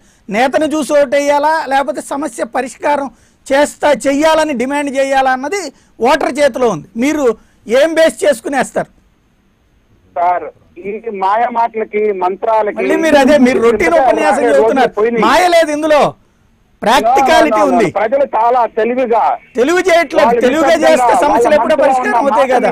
మనం పాపం వాళ్ళని మాయ చేస్తున్నాం. మీరు తెలివైన వాళ్ళని చెప్పి డిఫరెంట్. ప్రీవియస్ జరిగిన ఎన్నికలకి ఇప్పుడు జరిగే ఎన్నికలకి చాలా తేడా ఉంటుంది. ఇది మాత్రం థ్యాంక్ యూ భాస్కర్ గారు. మీరు క్యాజువల్ గా చెప్తున్నారు కానీ క్లారిటీతో చెప్పట్లేదు. ఉదయ్ డల్లాస్ నుంచి ఫోన్ లైన్ లో ఉన్నారు. ఉదయ్ గారు చెప్పండి. నమస్కారం అండి. నమస్తే. నాదైతే చాలా క్లారిటీ అండి. నేను ఓటు వేస్తే మాత్రం తెలుగుదేశం గవర్నమెంట్ రాదండి. ఎప్పుడు నేను ఎప్పుడు వేసినా ఓటు తెలుగుదేశం అన్నది గవర్నమెంట్ ఫార్మ్ చేయదు. అంటే జోస్యమా లేకపోతే ప్రాక్టికల్ గా ఫీలింగ్? నేను ఓటు వేస్తే నాకు ఆ పార్టీ మరి ఎందుకో నేను ఓటు వేస్తే ఆ పార్టీ గెలవదు ఫార్మ్ చేయదు, అంత గ్యారంటీ. ఓటేస్తానా లేదా అనేది సెకండ్ ఇష్యూ. కానీ ఇప్పుడు ఏంటంటే ఈయనకి ఏదో ఎక్స్పీరియన్స్ ఉన్నది అని ఆ రోజు అందరూ గెలిపించారు. ఈయన ఎక్స్పీరియన్స్ వలన వాళ్ళ ఒపీనియన్ కూడా మీకు తెలియదు కదా. రైట్, థ్యాంక్ యూ అజయ్ గారు. ఫైనల్ కాల్ చూద్దాం. కుమార్ కెనడా నుంచి ఫోన్ లైన్లో ఉన్నారు. కుమార్ గారు చెప్పండి. నమస్తే సాయి గారు, అందరికీ నమస్తే అండి. ఇక్కడ చెప్పండి. ఈ సర్వేల ప్రజల మనోభావాలు తెలుస్తాయేమో కానీ ఈవీఎంల మనోభావాలు తెలియవండి. ఈవీఎంలు ఎవరు ఎలా మ్యానిపులేట్ చేస్తారో ఈ మన తెలంగాణ ఎలక్షన్స్ చూసినప్పటి నుంచి అది ఒక మీరు చదువుకున్నారు కదా? అవునండి. మీరు మరి ఈవీఎంలు ఒక ట్రైల్ వేసి చూడకపోయారా? ఎన్నికల సంఘం ఓపెన్ గా అందరికి చూపెట్టింది, ఎవరికి దమ్ము చేత కాలేదు. ఇప్పుడు వచ్చి మళ్ళీ మీరు ఇన్ఫ్లుయెన్స్ చేయగలుగుతారని చెప్తున్నారు. ఆ టెక్నాలజీ తెలిస్తే చూపెట్టచ్చు కదా. లేదు మనకి నచ్చని వాళ్ళు వచ్చారు అంటే కనుక అది ఈవీఎంల వల్లే అని చెప్పి ముద్ర వేసేసుకుని ప్రశాంతంగా కాసేపు సాటిస్ఫై చేసుకోవడానికి తప్పింది దేని పనికి వస్తుంటారు? అది నిజమేనండి, మీరు చెప్పేది కరెక్టే. ఇప్పుడు ఇంతకుముందు రిగ్గింగ్ జరిగేది, పట్టుకుని పుస్తకాలు తీసుకుని గుద్దుకునేవాళ్ళు, బ్యాలెట్ బాక్సులు ఎత్తుకుపోయేవాళ్ళు. దాంతో పోల్చుకుంటే ఈవీఎంలో పోనీ మీరు చెప్పినటువంటి ఇన్ఫ్లుయెన్స్ జరిగినా దాన్ని నొక్కినా రోజు మొత్తం మీద 1000 ఓట్లు మాత్రమే సాధ్యం అవుతుందేమో. అది కూడా పొద్దున్నుండి రాత్రి దాకా అందరిని ఆపేస్తే. దొంగ ఓట్లతో పోల్చుకుంటే ఈ చాలా తక్కువ కదా ఆ లెక్కనైతే. మనం ఏదో ఒక కారణం చూపెట్టుకోవడం కాకుండా మనం ఎడ్యుకేటెడ్ ఈవీఎంలు కాకుండా ఏమి పోనీ రిగ్గింగ్ జరగకుండా చేయగలుగుతామా? లేదండి, నేను ఈవీఎంలకు వ్యతిరేకంగా మాట్లాడట్లేదు. కనీసం 500,000 మెజారిటీ వచ్చి ఆ తేడాతో ఓడిపోయిన వాళ్ళు అప్పుడు అది వీవీప్యాట్లు లెక్కించాలని. రైట్, అది ఒక పాయింట్, మంచి పాయింట్. అది ఆల్రెడీ దాని మీద చర్చ బిగిన్ అయింది కాబట్టి ఫ్యూచర్లో ఏమన్నా జరుగుతుందేమో. 10-15 ఓట్ల తేడాతో ఉన్నటువంటి చోట్ల చేస్తారు, సాధారణంగా చెయ్యాలి. 100 ఓట్లు లోపు తేడాతో ఉన్నటువంటిది. ఇంతకుముందు గతంలో అయితే కనుక రీకౌంటింగ్లు జరిగాయి. ఇలాంటి సిచ్యువేషన్ లో వీవీప్యాట్ లెక్కిస్తే జనాలందరికీ క్లారిటీ వచ్చింది. ఈవీఎంలో మళ్ళీ డిస్కషన్స్ రాకుండా ఎవరైతే ఇప్పుడు డిస్కస్ చేసేవాళ్ళు ఎప్పుడు చేస్తానే ఉంటారు. వాళ్ళు చూపించేది వాళ్ళు చూపెట్టేయడం కూడా అయిపోయింది అనమాట. ఇంకొక కాల్ తీసుకుందాం. తేజ కడప జిల్లా నుంచి ఫోన్ లైన్ ఉన్నారు. తేజ గారు చెప్పండి. సాయి గారు నమస్తే సార్. అక్కడ ఉన్న వాళ్ళకందరికి చెప్పండి. సార్ అంటే ప్రజలు మామూలుగా 5 ఏళ్ళకు ఒకసారి మార్పు ప్రజల్లోనే రావాలా సార్? 5 ఏళ్ళకు ఒక్కసారి నుంచి ఎవరు ఏ పనులు అభివృద్ధి చేస్తున్నారు, మన పరిపాలన అనేది వీళ్ళు కనుక్కుంటేనే సరిపోతుంది సార్. ఇట్లా అయితే ప్రజలు తెలుసుకుంటే మేలు సార్. అది రైట్, థ్యాంక్ యూ అండి. ఇది ఇక్కడ ప్రధానమైంది ఈవేళ మేము చేసేసాం మళ్ళీ మాకు ఇవ్వండి అనేది మీ నినాదం. ఇందులో ఒక స్పష్టత కావాల్సింది ఏంటంటే లాస్ట్ ట్రిప్ ఏంటి అంటే తెలంగాణ వివాదాలు వీటిట్లలో ఒక సాఫ్ట్ రూట్లో తీసుకెళ్తారు అనేటువంటి ఉద్దేశంతోనే తెలుగుదేశం పార్టీకి అటు జనసేన కలవడం ఇటు బీజేపీ కలవడం ఇవన్నిటి కాన్సెప్ట్తో వచ్చింది. అంత విభజన టైంలో అంత ఉద్రిక్తతలు రైజ్ అయినా కూడా పబ్లిక్ వచ్చేటప్పటికి ఆ సందర్భంలో మీ నిర్ణయం అనేటువంటిది ఎట్లా ఉందనేది 2 కళ్ళు వ్యవహారం ఇదంతా నడిచినప్పుడు మీరు చెప్పిన 2 కళ్ళనే యాక్సెప్ట్ చేయబట్టిన మీరు ఆంధ్రాలో పవర్లోకి వచ్చారు. ఇప్పుడు అందులో ఒక కన్నును పొడుస్తున్నారు మీరు. తెలంగాణ మమ్మల్ని ఇప్పుడు తెలంగాణ గవర్నమెంట్ వచ్చేటప్పటికి నెక్స్ట్ 5 years అదే ఉంటుంది. మీరు వచ్చేటప్పటికి కొత్తగా అడుగుతున్నారు. ఇప్పుడు మీరు తెలంగాణతో గొడవ పెట్టుకుంటున్నారు, కేంద్రంతోనూ గొడవ పెట్టుకుంటున్నారు. సర్వేల ప్రకారం కేంద్రంలోనేమో ఎన్డీఏకే ఆప్షన్ ఉంది, మిగతా 2 కలిపితే కూడా 250 పోనీ సర్వేల్లో కాకుండా ఇంకో 50 యాడ్ అయినా అది కూడా తృతీయ ఫ్రంట్ మళ్ళీ ఇదే కేసీఆర్ ఇదే కాంగ్రెస్ కలవాల్సి వస్తుంది. ఇంత గందరగోళపు ఇది ఉంది. అటు సెంట్రల్లోతో గొడవపడి ఇటు పొరుగు రాష్ట్రంతో గొడవపడి రాష్ట్రానికేమో నిధులు లేవు అంటున్నారు, ఇంకో పక్కన ఖర్చు పెట్టామంటున్నారు. ఎలా ఇవన్నీ పబ్లిక్కి? ఇంకో పక్కన జగన్ ఏమో 1,00,000 కోట్లు తిన్నాడు అంటున్నారు, ఇంకో పక్కన కేసీఆర్ డబ్బులు పంపు చేస్తున్నాడు అంట. ఆయన డబ్బులు తీసుకుని ఉంటే ఆయన దగ్గర డబ్బులు ఉంటే కేసీఆర్ దగ్గర తీసుకోనక్కర్లేదు. ఇది తీసుకునేటట్టయితే కనుక ఆయన దగ్గర డబ్బులు లేనట్టు. అదన్నా ఒప్పుకోవాలా, ఇదైనా ఒప్పుకోవాలి. ఇన్ని లెక్కలన రోజుకు ఒక్కొక్క స్టేట్మెంట్ ద్వారా ప్రజల్ని అయోమయానికి గురి చేస్తున్నారా, లేదా మీరు అయోమయంలో ఉన్నారా? ఒకటే సర్వేలు ఆ విధంగా వచ్చినాయి. సర్వేలు కాదు, నేను అంటుంది నిన్నటి స్టేట్మెంట్. సెంట్రల్ కేంద్రంలో అదే వస్తుంది, కేంద్రంలో ఇదే. ఇక్కడ మీరు అన్న దాంట్లో ఒక్కటి మాత్రం ఏంటంటే తెలంగాణ ఎన్నికలు ముందే జరిగిపోయినాయి. తెలంగాణ టీఆర్ఎస్ ప్రభుత్వం ఉంది, గత నెక్స్ట్ 5 ఏళ్ళు వాళ్ళే ఉంటారు. దాన్ని కాదండి, దాంతో మీరు గొడవ పెట్టుకుని వెళ్దాం అనుకుంటున్నారు. గొడవ ఎవరు అంటే దాన్ని బూచిగా చూపెడుతున్నారు మీరు ఆంధ్ర ప్రజలకి. రాజకీయ బూచిగా చూపెట్టాం కదా, ఉన్న వాస్తవాలు ప్రజలకు వివరిస్తున్నాం. అది వాస్తవా కాదా అనేది తెలంగాణలో ఉండాలని కోరుకునే వాళ్ళు ఆంధ్రాలో తెలుగుదేశానికి ఓటేయాలా వద్దంటే వాళ్ళ పిల్లలు వాళ్ళ జీవితాలు మీరు అంటున్నారు. ఆంధ్ర వాళ్ళకి తెలంగాణలో నేననే పాయింట్ సూటిగా అడుగుతుంది, ఆంధ్ర వాళ్ళకి తెలంగాణలో భద్రత లేదు అనే పదాన్ని వాడుతున్నారు మీరు. దట్ మీన్స్ మీ ప్రాబ్లం ని పబ్లిక్ మీదకి నేరుగా రుద్దుతున్నారు. ఇక్కడ ఒక మాట నేననే పాయింట్, ఇక్కడ నేననే పాయింట్ వినండి సూటిగా. అట్లాంటప్పుడు ఇప్పుడు మేము ఇక్కడ ఉంటే ఇక్కడ ఏమవుతుంది, ఆటోమేటిక్గా డివిజన్ క్రియేట్ చేస్తున్నారు ఆంధ్ర వాళ్ళు తెలంగాణ వాళ్ళు అనేటువంటిది. ఒక విజనరీగా ఉండేటువంటి లీడరు అట్లా ఒక డివిజన్ క్రియేట్ చేస్తే దానివల్ల ఒక ప్రాబ్లం క్రియేట్ అవుతుంది, మన వాళ్ళే అక్కడ నష్టపోతారు అనేటువంటిది ఆలోచించలేదా?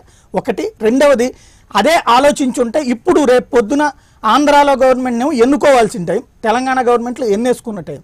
తెలంగాణలో కంటిన్యూ అవ్వాలి ఉద్యోగాలకో వృత్తులకో వ్యాపారాలకో అనుకునే వాళ్ళు ఆంధ్రాలో తెలుగుదేశం గవర్నమెంట్ వస్తే ఇద్దరి మధ్యన స్నేహం కుదురుద్దా? మీరు తెచ్చినటువంటి ఈ విభజన వల్ల తెలంగాణలో ఉన్న ఆంధ్రులు ఏం చేయాలి? మీ వాదనలో నేను ఖచ్చితంగా ఒక్కటి మాత్రం అబ్జెక్ట్ చేస్తాను. ఏంటంటే విభజన, ఆంధ్ర వాళ్ళు తెలంగాణని మేలెత్తి చూపుతున్నాం, ఇవన్నీ మాట్లాడుతున్నారు. అసలు ఇది ఎక్కడ మొదలైంది? ఆంధ్ర వాళ్ళని వేళ్ళెత్తి చూపిన రోజుల్లో మీరే ఏ ఒక్క మీరే వచ్చారేమో అప్పుడు స్టూడియోలకు. నేనే మాట్లాడింది శ్రీనివాసరెడ్డి గారు అప్పట్లో నాతో గొడవ పెట్టుకునే వాళ్ళు కూడా మమ్మల్ని కాదంటున్నారు. అదేంటండి, నేను ఆ రోజు నిలదీసినే అడిగాం అప్పుడు వాళ్ళనైనా సరే, సకల జనుల సమ్మె సందర్భంలో కానీ ఇవన్నీ ఎందుకు చేశారని అప్పుడే అడిగాం మేము. అయితే మీలాంటి నేను అనేది మీలాంటి వాళ్ళు ఆ సందర్భంలో నిలవాలా ఆంధ్రాకి, ఆంధ్రాలో ఉన్నటువంటి వాళ్ళకి. చెప్పండి మీకు ఒకటే, ఆ రోజుల్లో కూడా మేము ఎజిటేషన్ చేసిన టైంలో రాష్ట్రాలుగా విడిపోదాం, అందరం కలిసి ఉందాం. ఇక్కడ ఒక నిమిషం అండి భాస్కర్ గారు, ఇక్కడ తెలంగాణ రాష్ట్రం ఆంధ్రప్రదేశ్ రాష్ట్రం విడిపోయిన తర్వాత, అక్కడ మీరు ముఖ్యమంత్రి అయిన తర్వాత ఇక్కడ రాష్ట్రాన్ని మళ్ళీ అయోమయంలో దించడానికి మొదట పన్నింది ఎవరు? పన్నాగం పన్నింది చంద్రబాబు నాయుడే. అప్పటి నుంచే కదా డిస్ట్రిబ్యూట్ అనేది ఎక్కడ స్టార్ట్ అయింది? నీ వల్లనే స్టార్ట్ అయింది. ఇప్పుడు కూడా ఏం చేస్తున్నారు, ఇక్కడున్న ప్రజలలో విద్వేషాలు లేపి మీరు తెలంగాణలో ఓటేసుకోవాలి, మళ్ళీ మీరు అందరు వచ్చి ఆంధ్రాలోనే ఓటేయాలి అని చెప్పి కేసీఆర్ గారు మాట్లాడినప్పుడు విద్వేషం కనపడలేదా? కేసీఆర్ ఇక్కడ మేము చాలా ఎన్నికలలో చెప్పినాం, మీ దగ్గర నుంచి తెలంగాణలో ఉన్న ప్రజలకు ఏ కష్టం రాదు ఎక్కడ కూడా. కానీ నేను అంటుంది అది కాదు, నేను అనే పాయింట్ అది కాదు. అలా కాదు, మొదలెట్టింది తెలంగాణ ఉద్యమ కాలం నుంచి మొదలైంది. ఆయననే నేను అనే పాయింట్ అది కాదు. నేను అంటున్న పాయింట్ ఏంటంటే ఇవాళ ఆ పాయింట్ ఇక్కడ ఉన్న ఆంధ్ర ప్రజానీకానికి వీళ్ళు ఇక్కడ వాళ్ళు ఓటు అనేది అతను సొంత నిర్ణయం. రైట్, అతను ఎక్కడైనా అక్కడ వేస్తే ఇక్కడ సమస్య వస్తుంది. నేను ఆ పాయింట్ అంటారా భయపెట్టడం ఎందుకన్నా? ఇప్పుడు మీరు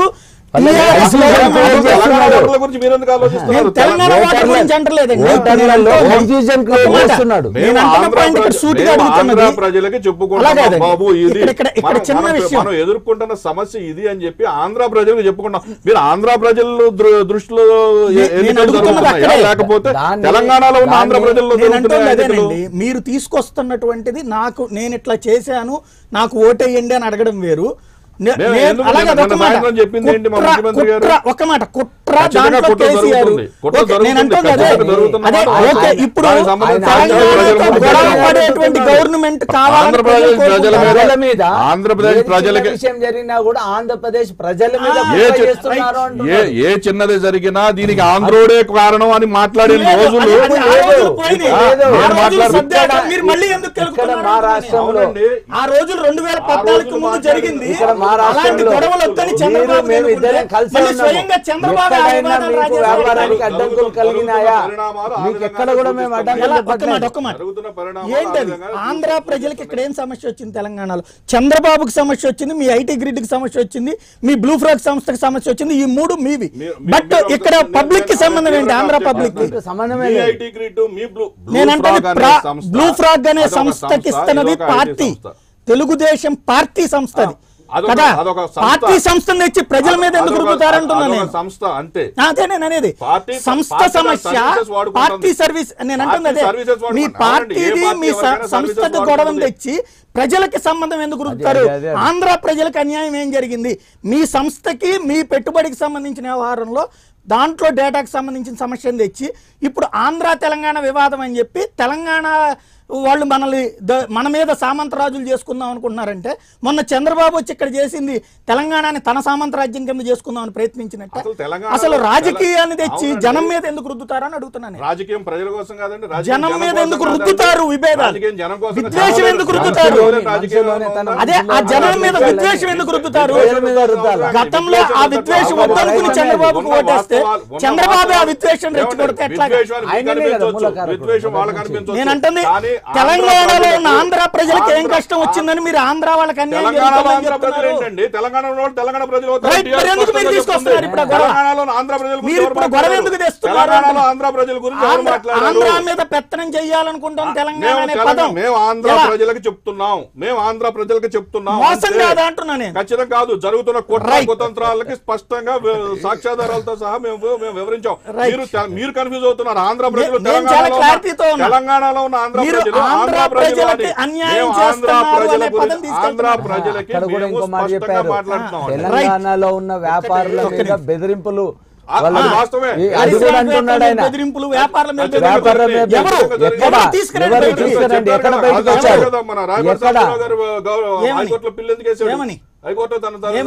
నా మీద ఒత్తిళ్లు ఉన్నాయని ఏమని ఎప్పుడు రాయపాటి మీ పార్టీ అంటే ఎట్లా ఇప్పుడు ఆయన వ్యాపారం ఏం తీసేశారు? ఇక్కడ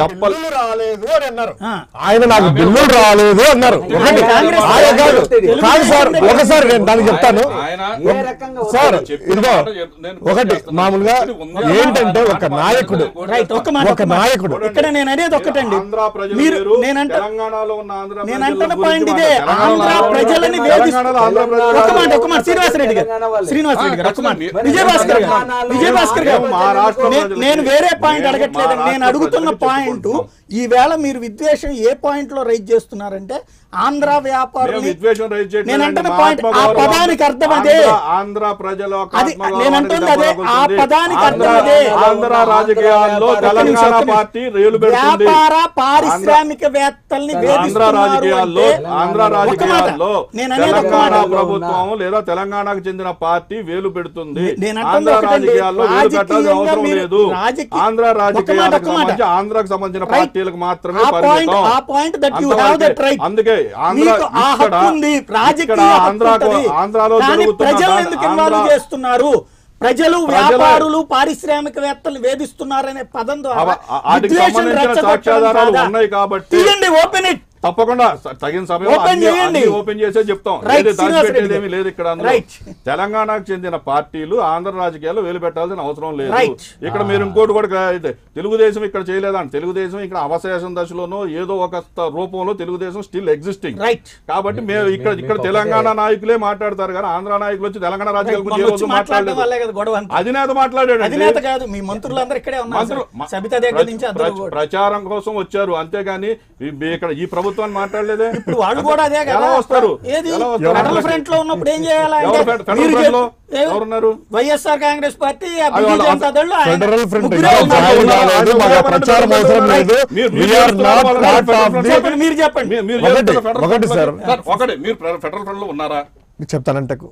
చెప్తాను. ఇప్పుడు మామూలుగా ఏంటంటే కనుక ఎవరైనా ఒక నాయకుడు కానీ అధికార పార్టీ కానీ ఎన్నికలకు వెళ్ళేటప్పుడు 5 సంవత్సరాల తర్వాత ముందు నేను ఏం చెప్పాను, ఏం చేశాను, ఇది ప్రజలకు మేలు చేశాను, నన్ను చూసి ఓట్లు వేయండి, మ్యాండేట్ ఇవ్వండి అనేటువంటిది కోరుకుంటారు ఎక్కడైనా కూడాను.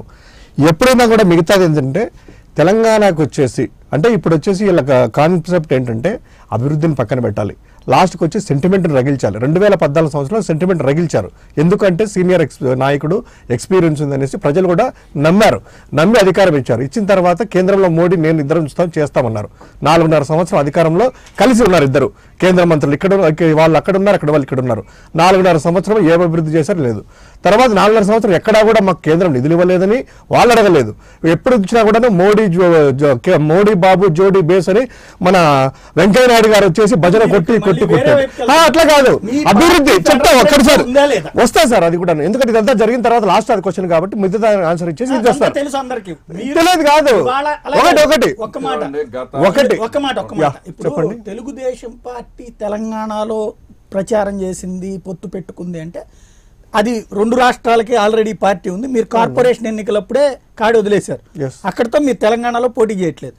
మీకు టీఆర్ఎస్ మద్దతు ఇచ్చింది అంటే మీరు ఫెడరల్ ఫ్రంట్ ద్వారా అన్న మద్దతు అడగాలి. లేదు విడిగా ఇచ్చింది అంటే ఆంధ్ర రాజకీయాల్లోకి టీఆర్ఎస్ జోక్యాన్ని అంగీకరించినట్టు. తెలంగాణలో టీడీపీ జోక్యాన్ని అంగీకరించారంటే వాళ్ళ పార్టీ ఇక్కడ పోటీలో ఉంది కాదు. మీరు పోటీలో లేనిటువంటి టీఆర్ఎస్ ఆంధ్రాలో ఇన్వాల్వ్ అయ్యింది అంటే దట్ ఇట్ సెల్ఫ్ మీరు కావాలని తీసుకొచ్చినట్టు. ఫెడరల్ ఫ్రంట్లో ఉండి తీసుకొస్తే మాది జాతీయ స్థాయిలో తప్పదండి అని చెప్తారు. వీళ్ళకి ఇప్పుడు యూపీఏతో అని చెప్పినటువంటి విధంగా. అలా కాకుండా ఉంది అన్నారు అనుకోండి, ఆటోమేటిక్గా మీరు తీసుకొచ్చి రుద్దుతున్నట్టు. ఇప్పుడు మీరు ఆంధ్ర మీద టీఆర్ఎస్ రుద్దుతున్నారా లేదా జాతీయ అవసరం కోసం టీఆర్ఎస్ ఫ్రంట్ లో మీరు చేరుతున్నారు? సూటిగా చెప్పండి. సూటిగా చెప్తున్నామండి. జాతీయ స్థాయిలో టీఆర్ఎస్ లేదు, లోకల్ స్థాయిలో టీఆర్ఎస్ తో మాకు ఎటువంటి అవగాహన లేదు, అవసరం కూడా లేదు. మరి కేటీఆర్ గారు గెలిపిస్తామంటున్నారు. కేటీఆర్ గారు మమ్మల్ని గెలుస్తారు ఒకటండి. అది జరిగేది కేసీఆర్ కి చంద్రబాబు నాయుడుకు మధ్య. ఎందుకంటే మా రాజకీయాల్లో మీరు ఏళ్ళు పెడతారా చెప్పారండి.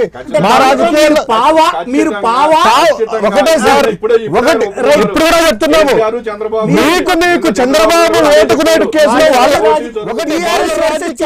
మీరు ఒప్పుకుంటున్నారా? కాదండి, వాళ్ళు ఏలు పెట్టుకుంటున్నారు. నేను అనేది కేసీఆర్ వర్సెస్ చంద్రబాబు మధ్యలో మీరు కేసీఆర్ తరపున చిన్న party Jagan versus Chandrababu, Jagan versus Pawan Kalyan. మీరు ఎందుకు టీఆర్ఎస్ కాంగ్రెస్ జాతీయ స్థాయిలో చేస్తున్నారా లేదా? అయ్యా ఒకటి జరుగుతున్నా కదా, ఇదే టీఆర్ఎస్ చెప్పారు సాయి గారు, ఇదే టీఆర్ఎస్ నాయకులు ఫెడరల్ ఫ్రంట్ ఏర్పాటు చేస్తే మమతా బెనర్జీ కలిసారు. మీరు కలుస్తున్నారా లేదా? సంబంధమే లేదు.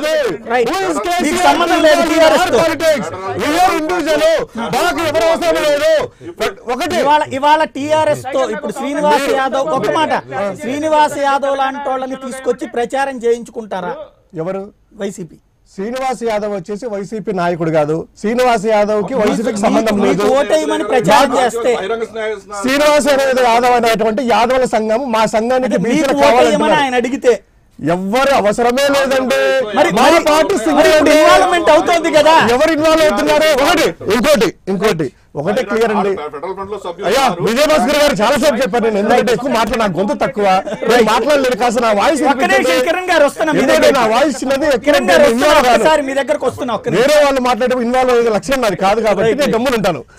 ఒకటి 2 విధాలుగా అండి. ఇప్పుడు వచ్చేసి కేసీఆర్ గారు కేటీఆర్ వచ్చేసి జగన్నే కలవలేదు. అక్కడ వెళ్ళేసి పట్నాయకులు కలిశారు. జగన్ వచ్చి కేటీఆర్ కలిశారు. అది ఎవరెవరు కలిసినా కూడా కేటీఆర్ కాదండి, కేసీఆర్ కలిసి మమతా బెనర్జీని కలిశారు, నవీన్ పట్నాయక్ గారిని కలిశారు, మాయావతిని కలిశారు. అంటే ఇప్పుడు మాయావతి వాళ్ళంతా కలిసేసి అక్కడ చంద్రబాబు మన కేసీఆర్ వర్సెస్ కమ్యూనిస్టుల, కేసీఆర్ వర్సెస్ అదా అంటే మన కేసీఆర్ వర్సెస్ మోడీ నాడా, నవీన్ పట్నాయక్ లేడా? ఒకటి ఆ సినారియోలో ప్రత్యేక హోదా ఎవరిచ్చినా కూడాను, ప్రత్యేక హోదా ఎవరిచ్చినా కూడా. ఇక్కడ ఒక పాయింట్ అండి, మీరు ఫస్ట్ మీ పార్టీ కన్ఫ్యూజన్లో ఉందా, మీరు కన్ఫ్యూజన్లో ఉన్నారా, లేకపోతే ప్రజల్ని కన్ఫ్యూజ్ చేద్దాం అనుకున్నారు? ఒకటే పాయింట్ చెప్పండి. జాతీయ స్థాయిలో ఉన్నటువంటి ప్రభుత్వమే ఇస్తుంది అవును హోదా. హోదా ఎవరికిస్తే వాళ్ళకి ఓటేస్తామని చెప్తుంది. వాళ్ళని మేము అధికారంలోకి తెస్తామంటున్నారు. హోదా ఇస్తానంటున్నటువంటి కాంగ్రెస్ కాకుండా మీకెందుకు వేయాలి ఓటు? నెంబర్ 1. రెండవది, ఇవాళ మీరు ఫెడరల్ ఫ్రంట్లో లేకుండా టీఆర్ఎస్ కనుక ఆంధ్రాలో ఇన్వాల్వ్ అయితే దట్ ఇట్ సెల్ఫ్ కావాలని చెప్పి మీ ఇద్దరు కుట్ర పని తెలుగుదేశం దెబ్బతీయాలని అంగీకరిస్తున్నారు. లేదు మీకు సంబంధం లేదు అనుకుంటే మీరు వాళ్ళకి తెలంగాణ రాష్ట్ర సమితిని మీరు మీ పార్టీ యాక్టివిటీలో ఇన్వాల్వ్ కానికుండా చేయాలి, మీ పార్టీకి అనుకూలంగా ప్రకటనలు చేయకుండా చేసుకోవాలి.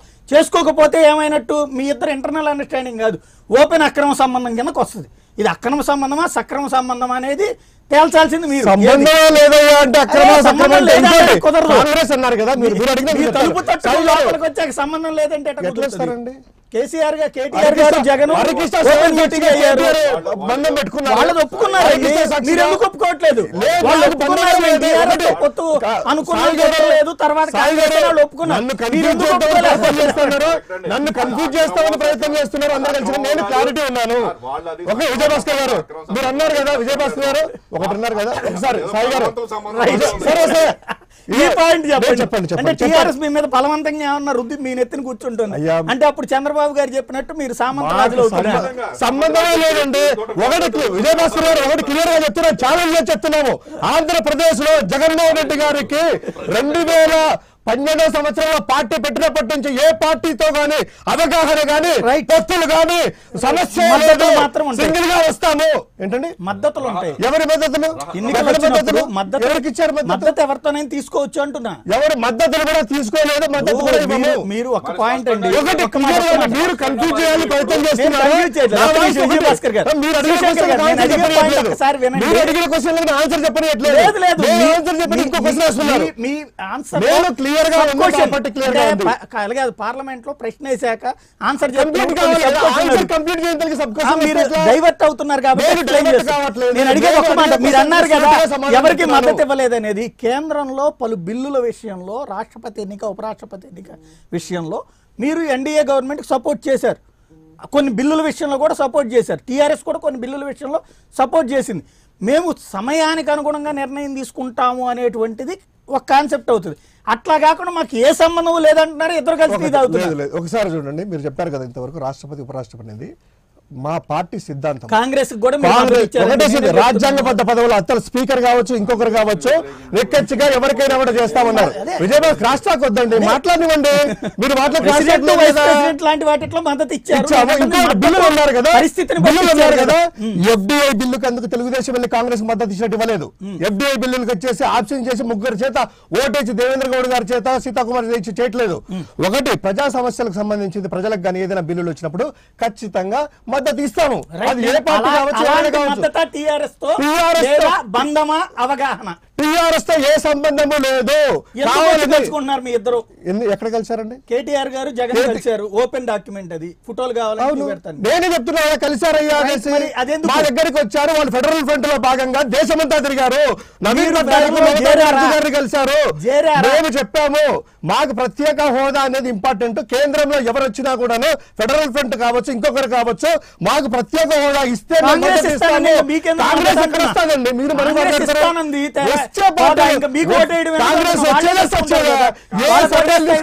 కాంగ్రెస్ ఎగ్జిస్టెన్స్ కాదు. కాంగ్రెస్ రావచ్చు, కాంగ్రెస్ వస్తే ఇస్తామన్నా రాహుల్ కావచ్చు, మోడీ కావచ్చు. కాంగ్రెస్ రాదని వాళ్ళ నమ్మకం. అంటే వీళ్ళ నమ్మకం ఎవరు వస్తారని ఐదరు వస్తే కాంగ్రెస్ లేదా బీజేపీ. బీజేపీ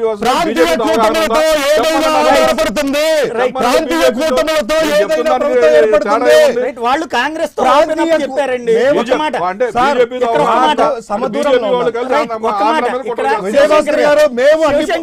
ఒక్కసారి హోదా అనేది ఇవ్వాలంటే వాళ్ళేం కాంగ్రెస్ తో కలిసి ఉండి వాళ్ళకి ఇప్పించుకుంటారు. ఇంకా అప్పుడు మీరు ఆ కూటమిలోకి అక్కర్లేదు, ఇంకా వాళ్ళ కోటేస్తే అయిపోతుంది కదా, ఇంకా మీకెందుకు ఎలా అంటున్నాను. ఇప్పుడు చెప్పేది ఒకటి, ప్రస్తుత సినారియో తీసుకుంటే ఈ రాజకీయ సినారియో ఎలా ఉందంటే ఏ ప్రభుత్వం ఏ పార్టీ కూడా సొంతంగా ఏర్పాటు చేసుకునేటువంటి పరిస్థితులు లేవు. ఇది ఓపెన్ సీక్రెట్ చెప్తాను. మా వర్షన్ చెప్తాం సార్. అదే కదా, ఎన్డీఏ కాదు, అది యూపీఏ కావచ్చు, లేదా ఒక జాతీయ పార్టీనే వచ్చి ప్రాంతీయ పార్టీలకు మద్దతు తెలిపిన రోజులు మనం చూసాం. ఊహాజనితం. అవును సార్, అంతే కదా. కాంగ్రెస్ కాదు, బీజేపీ కాదు కదా. అదే కాంగ్రెస్ లడ్డు, బీజేపీ లడ్డు కాదు సార్. ఇప్పుడు ఏమైంది? అలానే రెండు పార్టీలు అనుకుంటా వచ్చినప్పుడు 96లో సినారు ఏం చూసాము? మధ్యలో జనసేన ఎన్నుకోవచ్చు, కమ్యూనిస్టులు ఎన్నుకోవచ్చు, ఎవరినైనా ప్రజలు ఎన్నుకోవచ్చు, అట్లాగా. ఈ సినారియో ఎలా ఉంది, ఆ సినారియో సార్ రెండు కంపేర్ చేసి బోడిగుండికి మోకాలికి సమస్య పెట్టి కాదు సార్. ఏ సర్వేలు చూడండి, ఏ సర్వేలు చెప్పండి, ఏ సర్వేలు ఏ పార్టీలు వస్తాయి? మధ్యలో మూడే పార్టీలు ఏ ఉన్నాయండి. పార్టీలు మీ మూడు సర్వేలు కలిసి ప్రభుత్వం ఏర్పాటు చేయలేవు. వైసీపీ, బిజు జనతాదళ్, టీఆర్ఎస్ తప్పించి టీఆర్ఎస్ సార్ రేపు మాయావతికి ఎవరైనా మద్దతు ఇచ్చి మాయావతి ప్రధాన అభ్యర్థి కావచ్చు, కాంగ్రెస్ నుంచి మమతా బెనర్జీ కావచ్చు, బిజు జనతాదళ్ పట్నాయక్ కావచ్చు, శరద్ యాదవ్, ఎవరు ఇచ్చినా పర్వాలేదండి. నేను ఒకటే, కాంగ్రెస్ కావచ్చు, మోడీ కావచ్చు, ఎల్లయ్య కావచ్చు, కాంగ్రెస్ తో కలిసి ఉన్న ఇప్పుడు ఎట్లా చెప్తామండి? రేపు ప్రభుత్వం ఎవరు ఏర్పడితే ఈ రోజు ఒకటే అండి సాయి గారు, కంక్లూజన్ చెప్తాను, విజయభాస్కర్ గారు క్రాస్ టాక్ వద్దు. ఈ రోజు క్లియర్ గా వైఎస్ఆర్ కాంగ్రెస్ పార్టీ చెప్తుంది, కేంద్రంలో ఉన్నటువంటి ప్రస్తుత సినారియోలో మా పార్టీ బాగా నమ్మేది ఏ ప్రభుత్వం కూడా సొంతంగా ఏర్పరచలేదు. ఖచ్చితంగా కాదండి, రేపు జరగబోయే ఎన్నికల్లో వచ్చేసి వాళ్ళతో హోదా తెప్పిస్తామనే వాళ్ళకంటే హోదా ఇస్తాననే వాడికి అట్లనే చేసి మోసం చేసుకొని మోడీని నాశనం చేసుకొని నెత్తి మీద కూర్చోబెట్టుకున్నారు. దాని గురించి కాదండి విజయభాస్కర్ గారు క్రాస్ అయిపోయింది. ఒకటే చెప్తున్నా, వైఎస్ఆర్ కాంగ్రెస్ పార్టీ ఒకటే చెప్తా ఉంది, రేపు మనము ప్రభుత్వం సపోర్ట్ చేస్తే అంటే మన పార్టీ ఎంపీలు, ఆంధ్రప్రదేశ్ తెలుగు ఎంపీలు సపోర్ట్ చేసిన ప్రభుత్వం ఏర్పడుతుంది. వాళ్ళు చెప్పినట్లు మీ ఊహాజనిత జనాలు మా స్ట్రాటజీ మాకుంది, మా స్ట్రాటజీ ప్రకారం పార్టీలు వెళ్తాయి, పార్టీ సిద్ధాంతాల ప్రకారం నడుస్తాము. ఇలాగే మీరు విభజన టైంలో కూడా మాకు ఒక మాయ చూపెట్టారు అనమాట. మనం అందరం చేయకపోతే మనం ఎదురు తీర్మానం చేస్తే ఈ రోజు స్పష్టత లేకపోతే మేము ఏర్పడిచే మేము మద్దతు ఇచ్చేదే ప్రభుత్వం ఏర్పడుతుంది. మేము మద్దతు లేకుండా ఏ ప్రభుత్వం ఏర్పడదు. ఊహ కాదు, నిజం జరగబోయేది, నిజం జరగబోయేది. వైఎస్ఆర్ కాంగ్రెస్ పార్టీ మద్దతు లేకుండా కేంద్రంలో ఏ ప్రభుత్వం ఏర్పడదు. సార్ ఈ రోజున్న రాజకీయ పరిణామాల్లో జాతీయ స్థాయిలో కేవలం 2 ఫ్రంట్లు మాత్రమే నిలబడతాయి ఉంటాయి. మూడో ఫ్రంట్ అనే దానికి ఆస్కారమే లేని పరిస్థితి. ఎవరైనా కానీ ఇందాక శివశంకర్ గారు చెబుతున్నట్టు వాళ్ళు మమతా కావచ్చా, మాయావతి కావచ్చా, వాళ్ళు ఎవరైనా కానీ ఆల్రెడీ మమత ఒక ఫ్రంట్ లో ఉన్నారు, మాయావతి కొంచెం అటు ఇటుగా ఒక ఫ్రంట్ లో ఉన్నారు. ఎవరైనా కానీ ఇంకెందుకు ఇవ్వాలంటే హోదా ఇవ్వనంది, యూపీఏ ఇస్తానంది, దాంట్లో వాళ్ళు ఉన్నారు. ఇంకా మీకెందుకు వేయాలి ఓటండి? హోదా వాళ్ళకి 2 ఎంపీలు పెట్టుకుని వాళ్ళకి మీకెందుకు ఆంధ్రప్రదేశ్ ఎంపీలు ఉన్న టీఆర్ఎస్ మద్దతు అవసరం సార్. ఈసారి ఎవరికి మెజార్టీ రాదు కేంద్రంలో. మా మద్దతు లేకుండా ప్రభుత్వమే ఏర్పడదు. అది మీ ఊహల్లో ఊహ కాదు, నేను చెప్తున్నాం కదా. రేపు ఊహ నిజమో మనము తర్వాత ఒకటే సిద్ధాంతం, ప్రత్యేక హోదా సాధిస్తాము, వస్తుంది, రెండోది లేదు. భారతదేశం మొత్తం కూడా నేషనల్ ఫ్రంట్ కానీ ప్రధాన పార్టీలు, నేషనలైజ్డ్ పార్టీలు 2, ఒకటి బీజేపీ, ఒకటి కాంగ్రెస్. ఈరోజు భారతదేశం మొత్తంలో ఎన్ని రీజనల్ పార్టీస్ ఉన్నాయి? ఏ పార్టీ అయినా రీజనల్ పార్టీస్తో పొత్తు పెట్టుకుంటేనే వాళ్ళు ప్రధాని అవుతారు, రూలింగ్ చేయగలరు, లేకుంటే చేయలేరు. అట్లా ఇట్లా ఉన్నటువంటి రీజనల్ పార్టీస్ అన్నీ కూడా కలిసి ఫ్రంట్ ఏదైతే ఫెడరల్ ఫ్రంట్ ఏర్పాటు చేసుకొని అవుతుంది. ఎందుకనంటే సమయం ఏం అయిపోలేదు. ఇప్పుడు ఎలక్షన్స్ వచ్చింది, ఎలక్షన్లో ఏముంటుంది, ఎవరిదో ఒకరితో పొత్తు పెట్టుకొని, ఎందుకంటే నేషనల్ పార్టీకి అవసరం, రీజనల్ పార్టీ అవసరం. ఎందుకు? వాళ్ళు రూలింగ్ చేయాలి అంటే తప్పనిసరి అవసరం. కాబట్టి వీళ్ళందరూ ఏకమైపోయి, రీజనల్ పార్టీస్ అన్ని ఏకమైపోయి రేపు సెంట్రల్నే శాసించవచ్చు కదా. అవకాశం లేదా? ఉంది కదా, అవకాశం ఉంటుంది. ఆల్రెడీ యూపీఏలో ఉన్నాయి, ఎన్డీఏలో ఉన్నాయి. రీజనల్ పార్టీలు మీ ముగ్గురు అలా కాదు, మీ ముగ్గురు కలిపితే ఇక్కడ 42, 10 ఈ ఆంధ్ర తెలంగాణ కలిపితే శివశంకర్ గారు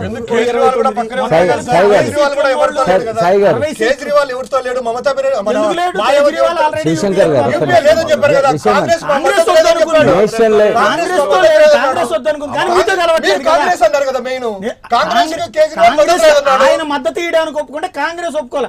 రేపు అవసరం వాళ్ళిద్దరు కూడా సేమే, వాళ్ళిద్దరు యూపీఏతోనే ఉన్నారు. లేరు కదా సార్, మేము రాము అని చెప్పారు. యూపీఏ సంబంధం లేదు. ఇక్కడే తప్పు చెప్తుంది. కాంగ్రెస్ పార్టీకి జాతీయ స్థాయిలో మద్దతు ఇస్తున్నాము, రాష్ట్ర స్థాయిలో మాత్రం వాళ్ళని లేదు, కనీసం కేంద్ర స్థాయిలో కూడా మాకు సంబంధం లేదు. మేము క్లారిటీ ఉన్నాం సార్. రీజనల్ పార్టీ లేకుండా ఏర్పడదు. రీజనల్ పార్టీల అవసరం ఉంది సార్.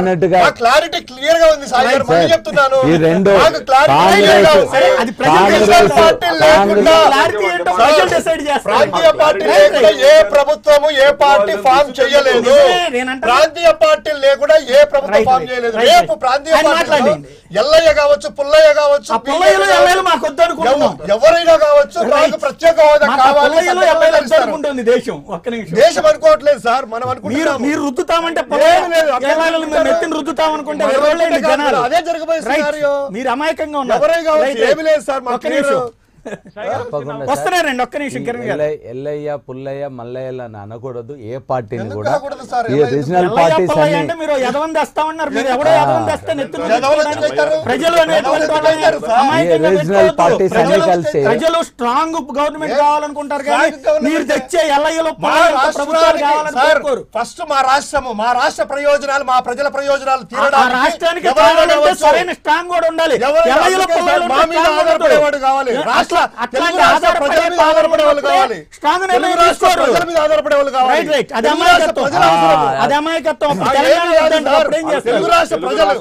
ప్రజల అవసరమా లేక ఆంధ్ర ప్రజల అవసరమా తేల్చమనండి.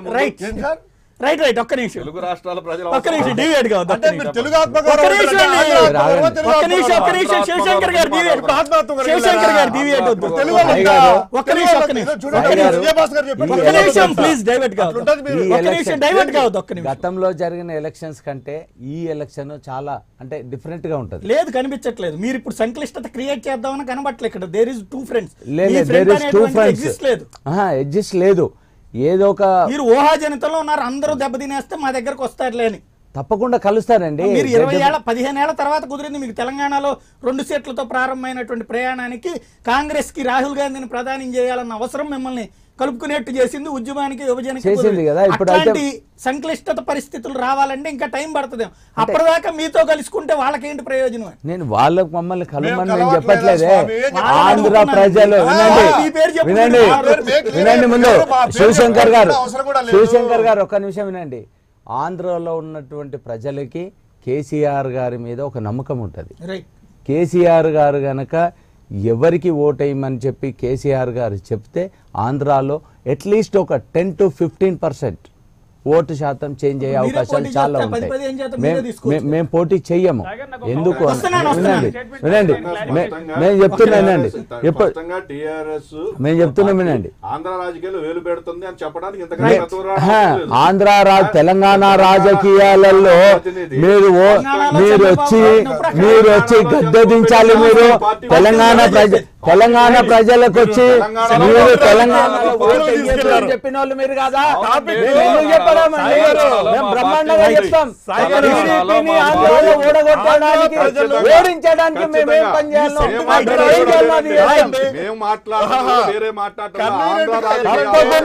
మీరు వచ్చి ఏలు పెట్టుకొని ఎవరు చెప్పారు?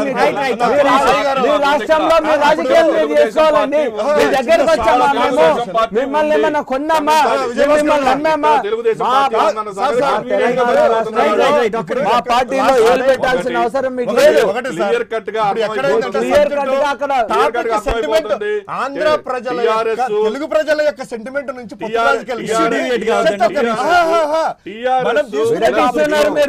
తెలంగాణలో వచ్చి ఆంధ్ర తెలంగాణ ప్రజలు మళ్ళీ విడదీసి సెంటిమెంట్ విద్వేషాలు రెచ్చగొడుతున్నారు. తెలుగుదేశం పార్టీ ఉంది కాబట్టి తెలుగుదేశం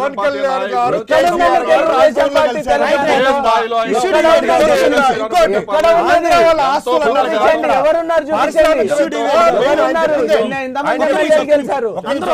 విజయభాస్కర్ గారు చెప్పినట్టు ఇందాక పారిశ్రామికవేత్తల మీద దాడులు అన్నారు కదా. నిజంగా అండి తెలుగులో సంబంధించిన వాళ్ళు చిన్న చిన్న వ్యాపారాల దగ్గర నుంచి అంటే కర్రీ వ్యాపారాల నుంచి మెస్సుల నుంచి సాఫ్ట్వేర్ ఇంజనీర్ల వరకు ప్రతి ఒక్కరు ఫ్లాట్ తీసుకున్నారు, ఇంట్లో ఉన్నారు. జనాలకు తెలుసు వాళ్ళకి ఏంటంటే ఇక్కడ మా మీద ఉపద్రవం వస్తే ప్రజలందరికీ వచ్చినట్టు మంచి చేస్తే కనుక నేను ఒక్కరే మంచి చేశాను. ఇలాంటి రాజకీయాలు రెచ్చగొట్టి చేసి లబ్ధి పొందాలనుకుంటున్నారు. ఇక్కడ ఒకటండి, బాలకృష్ణ గారి ఆస్తులు ఉన్నాయి, అల్లు అరవింద్ ఆస్తులు ఉన్నాయి, రామోజీరావు ఆస్తులు ఉన్నాయి. రామోజీరావుని బెదిరించారా? ఆంధ్రజ్యోతి రాధాకృష్ణ బెదిరించారా? రామోజీరావుని బెదిరించారా? రామారెడ్డి గారు వచ్చారా? బెదిరించారా? అంటే వాళ్ళు చెప్పినట్టు కాదండి. రెడ్డి ల్యాబ్ ఉంది, అల్లు అరవింద్ ఆస్తులు ఉన్నాయి, నాగబాబు ఆస్తులు ఉన్నాయి, ఆస్తులు ఉన్నాయి.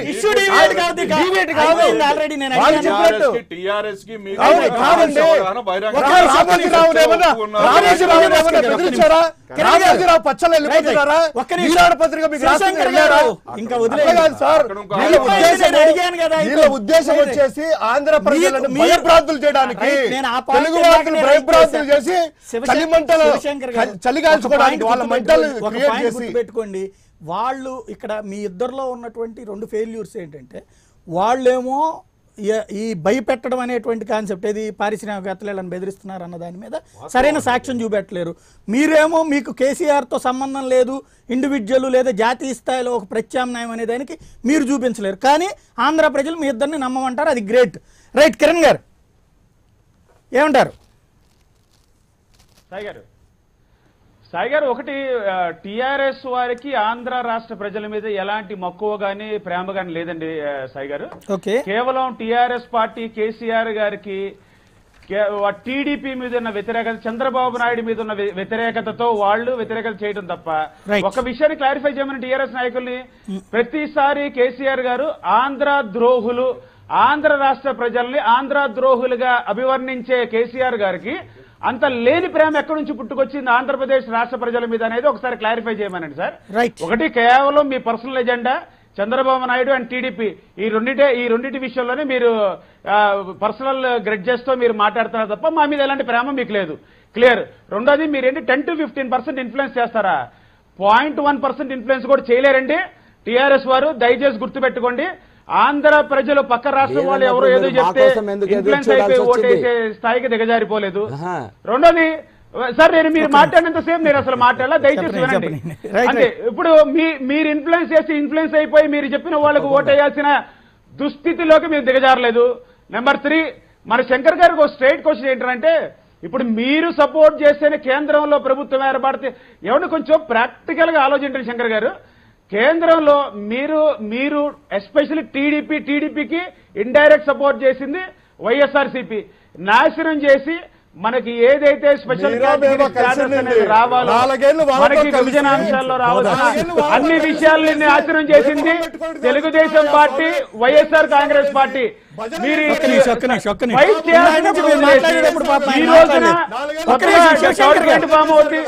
ఫెడరల్ ఫ్రంట్ ఫామ్ అవుతుంది, ఆ తర్వాత రాష్ట్రానికి స్పెషల్ కేటగిరీ చెప్పడం అనేది చాలా దౌర్భాగ్యం, బాధాకరంగా ఉంది. శంకర్ గారు, కిరణ్ గారు, దయచేసి మీరు ఒక విషయాన్ని అర్థం చేసుకోండి. ఒక్క నిమిషం అండి.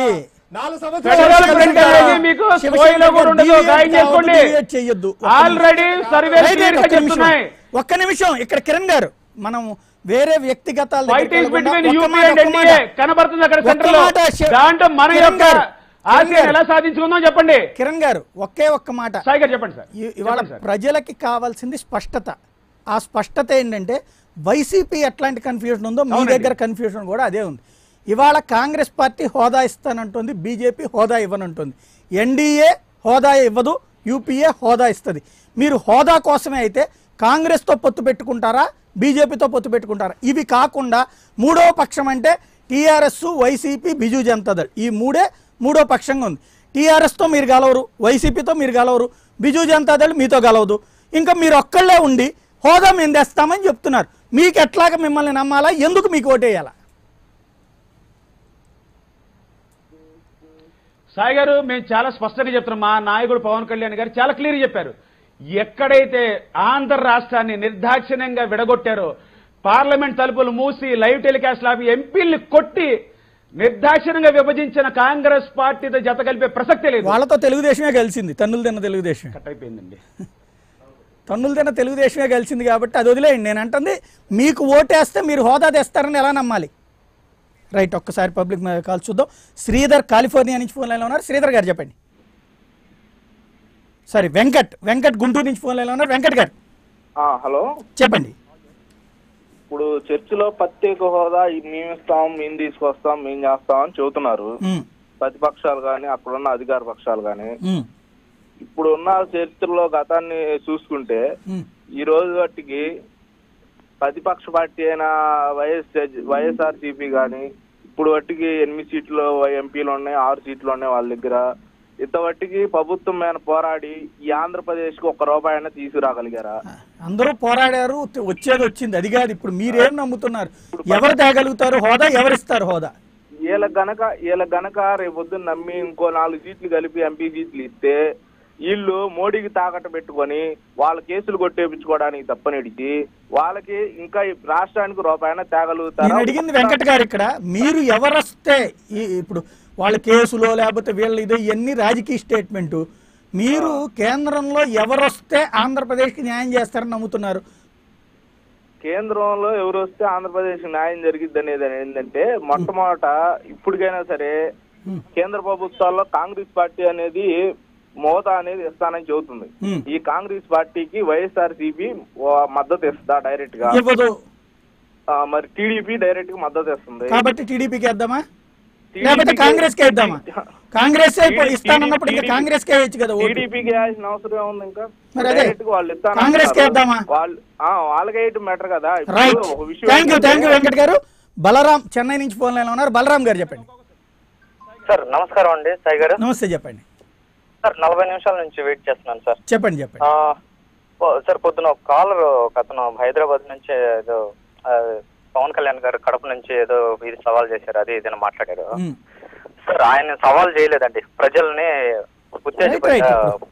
అది కాలర్ల ఇంప్రెషన్స్ ఒక్కొక్కళ్ళకి వాళ్ళకి మీరు ఖండిస్తూ కార్యక్రమం కాదు కదా.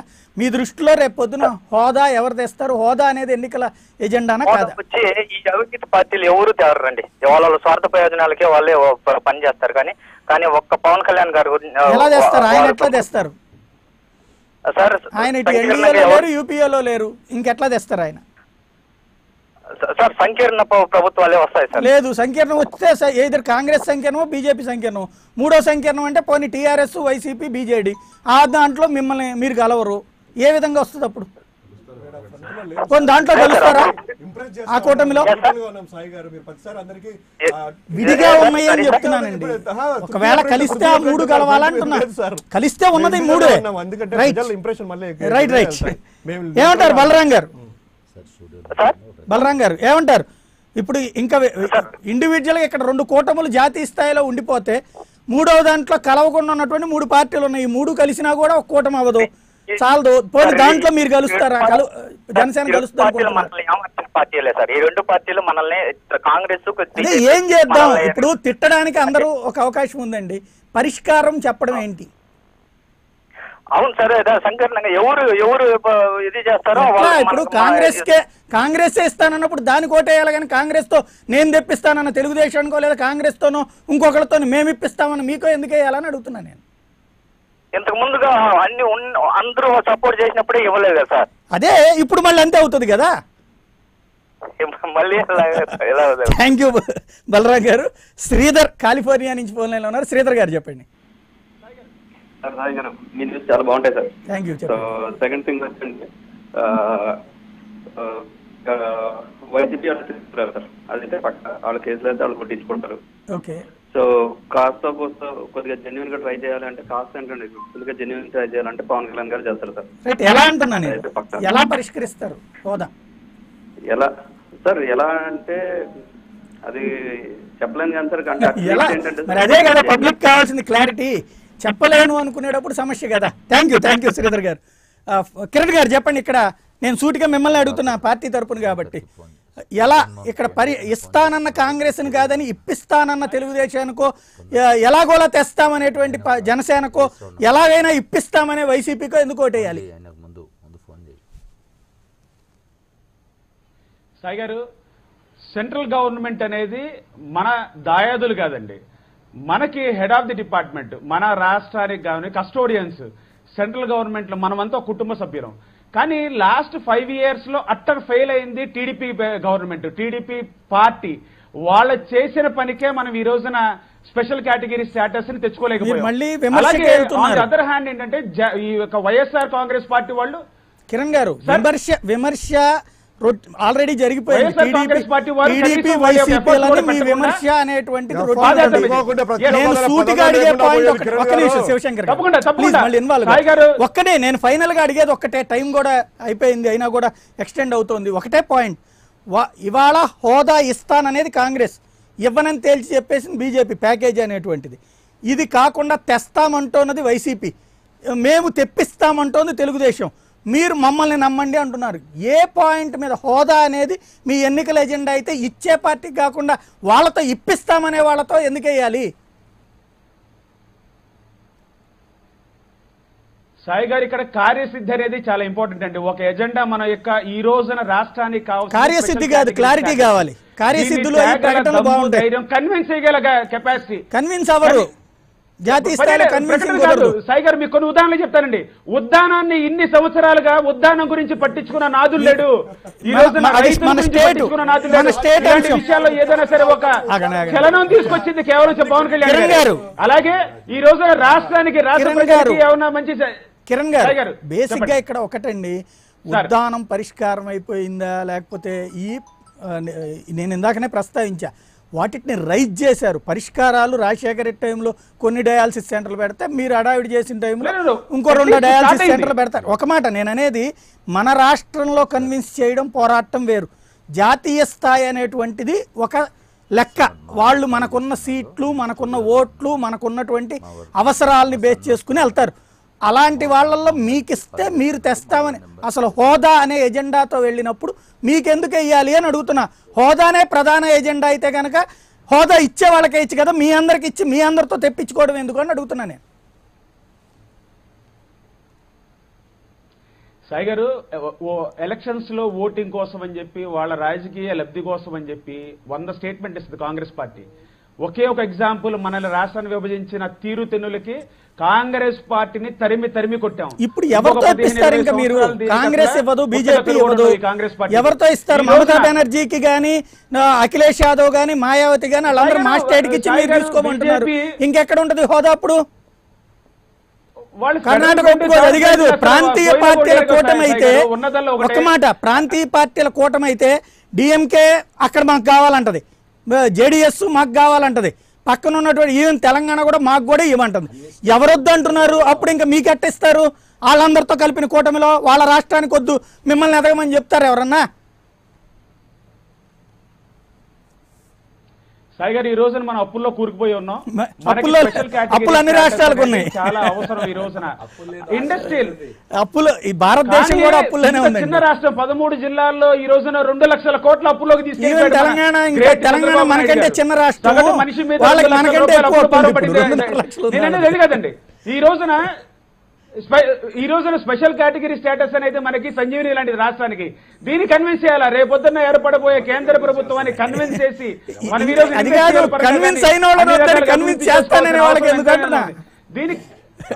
కన్విన్స్ అయిపోయింది కాంగ్రెస్, కన్విన్స్ మిగతా వాళ్ళని మారుస్తా ఉంటున్నారు. ఎట్లా అంటున్నా సాయి గారు రైట్.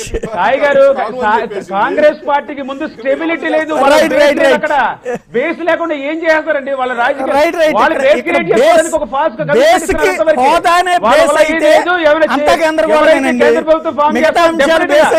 మారుతుంది రాజకీయం ఏమన్నా. Right, thank you very much అండి విజయభాస్కర్ గారు, శివశంకర్ గారు, శ్రీనివాసరెడ్డి గారు, కిరణ్ కుమార్ గారు. ఇది పరిస్థితి మొత్తం మీద. అయితే ఎన్నికలకి నగారా మోగినటువంటి నేపథ్యంలో రోజుకొకటి ఈ తరహా అంశాలు చర్చకు వస్తూనే ఉంటాయి. అదే సందర్భంలో ప్రజలు ఎవరికి క్లారిటీ ఉందో డిసైడ్ చేసుకుని ఓటేయాల్సినటువంటి సందర్భం. ఏం జరుగుతుందో చూద్దాం. ఇది అంశానికి సంబంధించి చర్చ. తాజా అప్డేట్తో సరికొత్త మరి కాసేపట్లో ఉంటుంది. చూస్తూనే ఉండండి ప్రైమ్ 9.